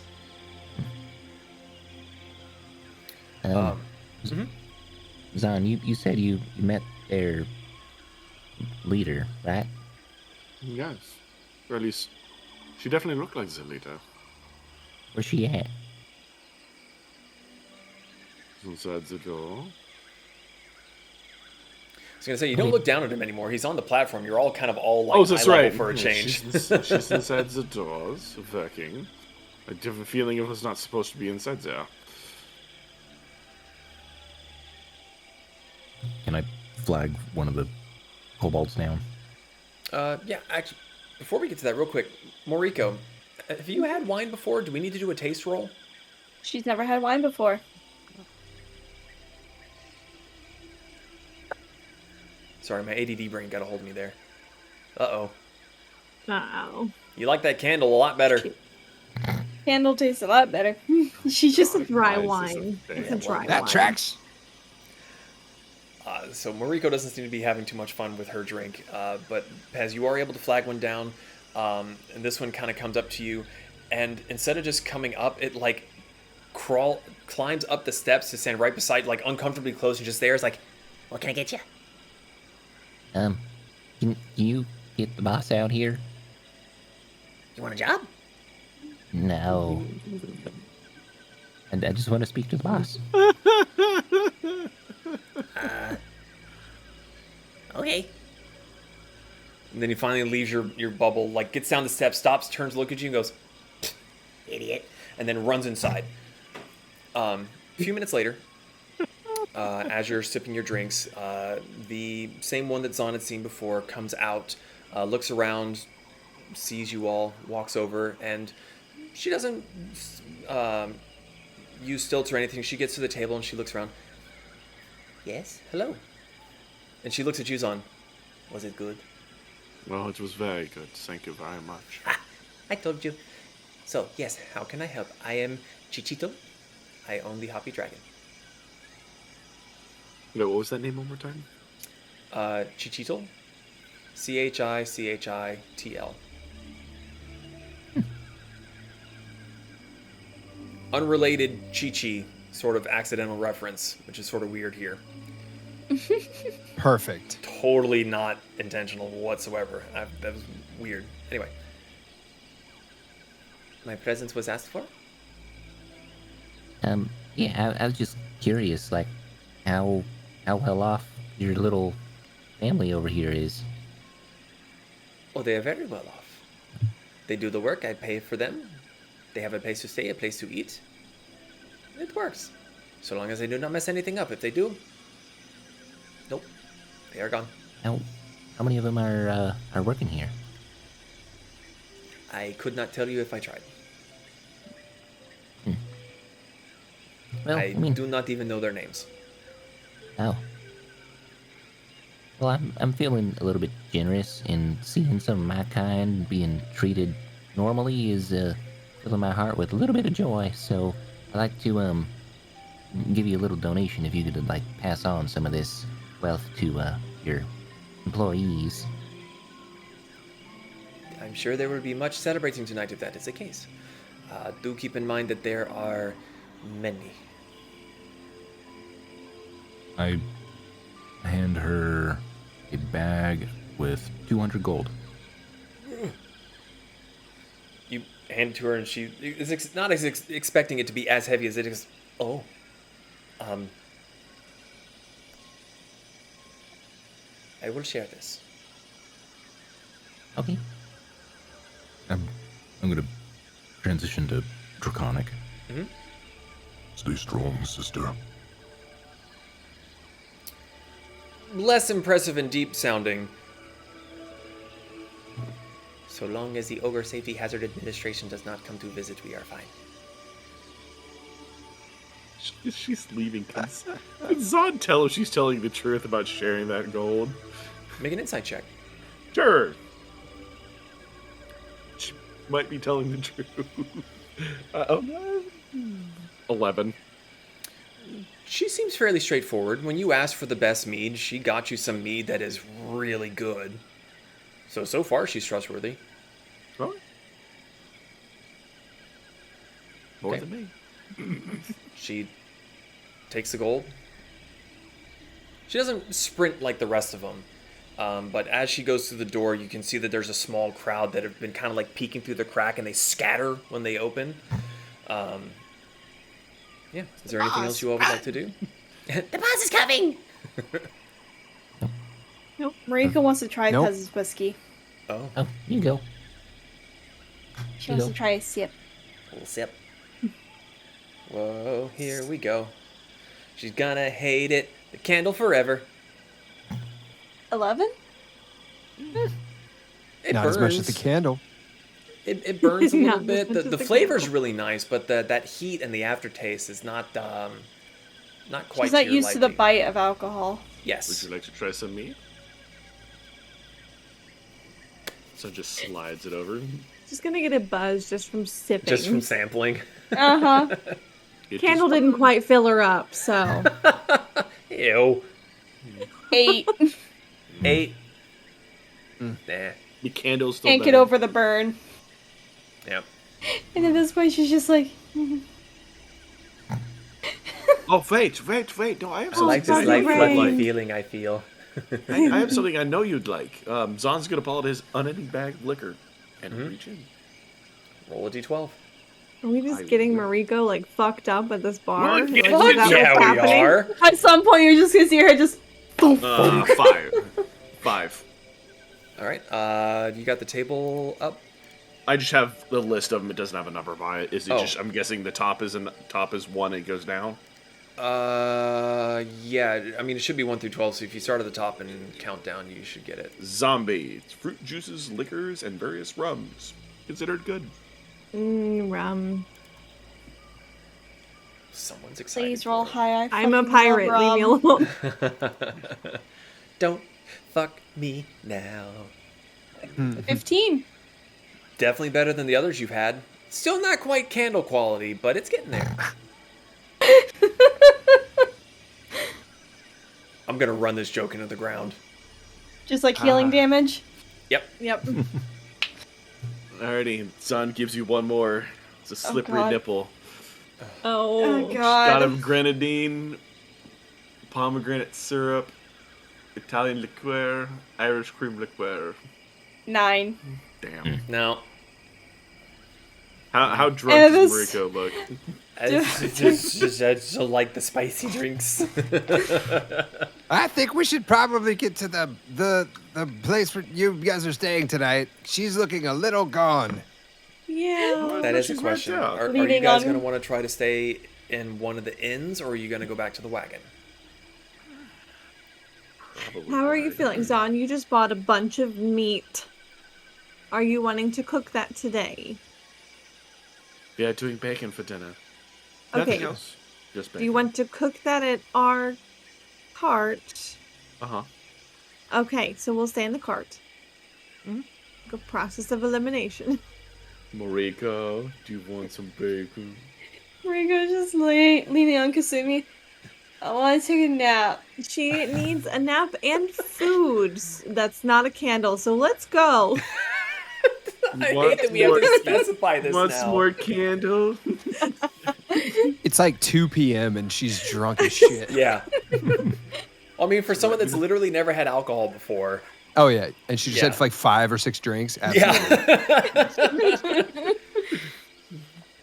Absolutely. So I'm gonna. Do we want to get? Oh wait, you guys are eating bacon tonight. Nice. So where are you staying? What? Oh, we have a cart. It's a house on wheels. Uh-huh. And it drives itself.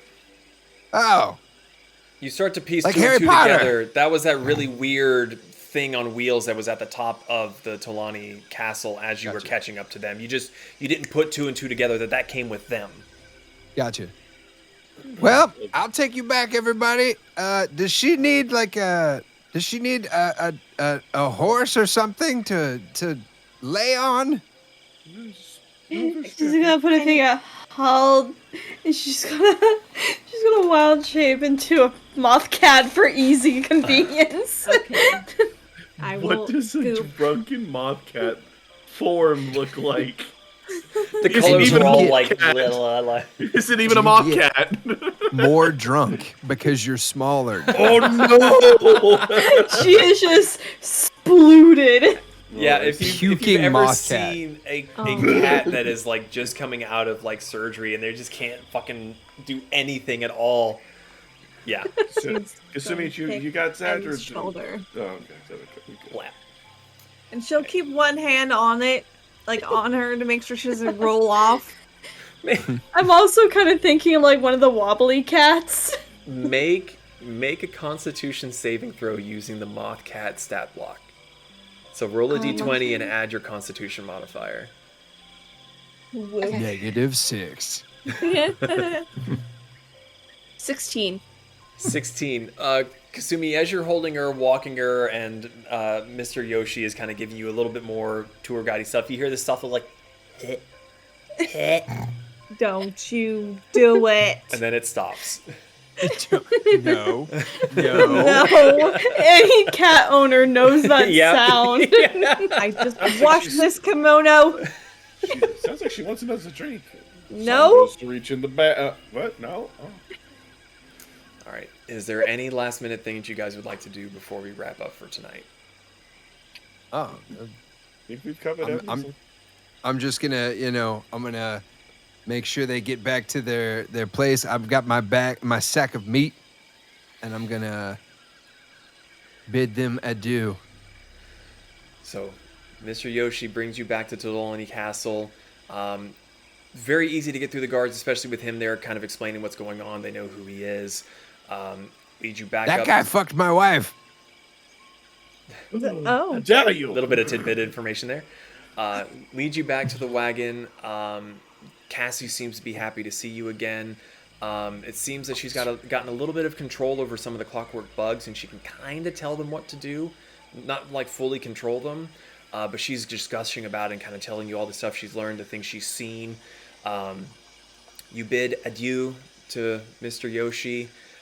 Chew. And that's where we're going to wrap up for tonight as Zahn begins to prep a fantastic dinner of entirely meats. No. Bacon. Meats. Just bacon. Just bacon. Just bacon. What else do we need for dinner? You don't need anything else for dinner. It's Well, I mean, bacon. you do still have the other stuff in the pantry for the people that don't want just meat, but regardless. Well, they're wrong. Bacon. So that's going to do it for us for tonight. Thank you all so much for watching, and those that joined us. And if you're still here from the raid, thank you for raiding us. That was very, very kind. It was very cool to see people pop in. Super big thank you to Nick, who joined us for tonight to kind of fill up the group and be an absolute agent of chaos tonight. That was fucking phenomenal. That was awesome. Very happy to have him here. Again, go My check pleasure, him out on Twitch. He's got a new album coming out soon that we're all super stoked for. Any other parting comments, questions, concerns? No. It was good fun. It's good fun. Okay.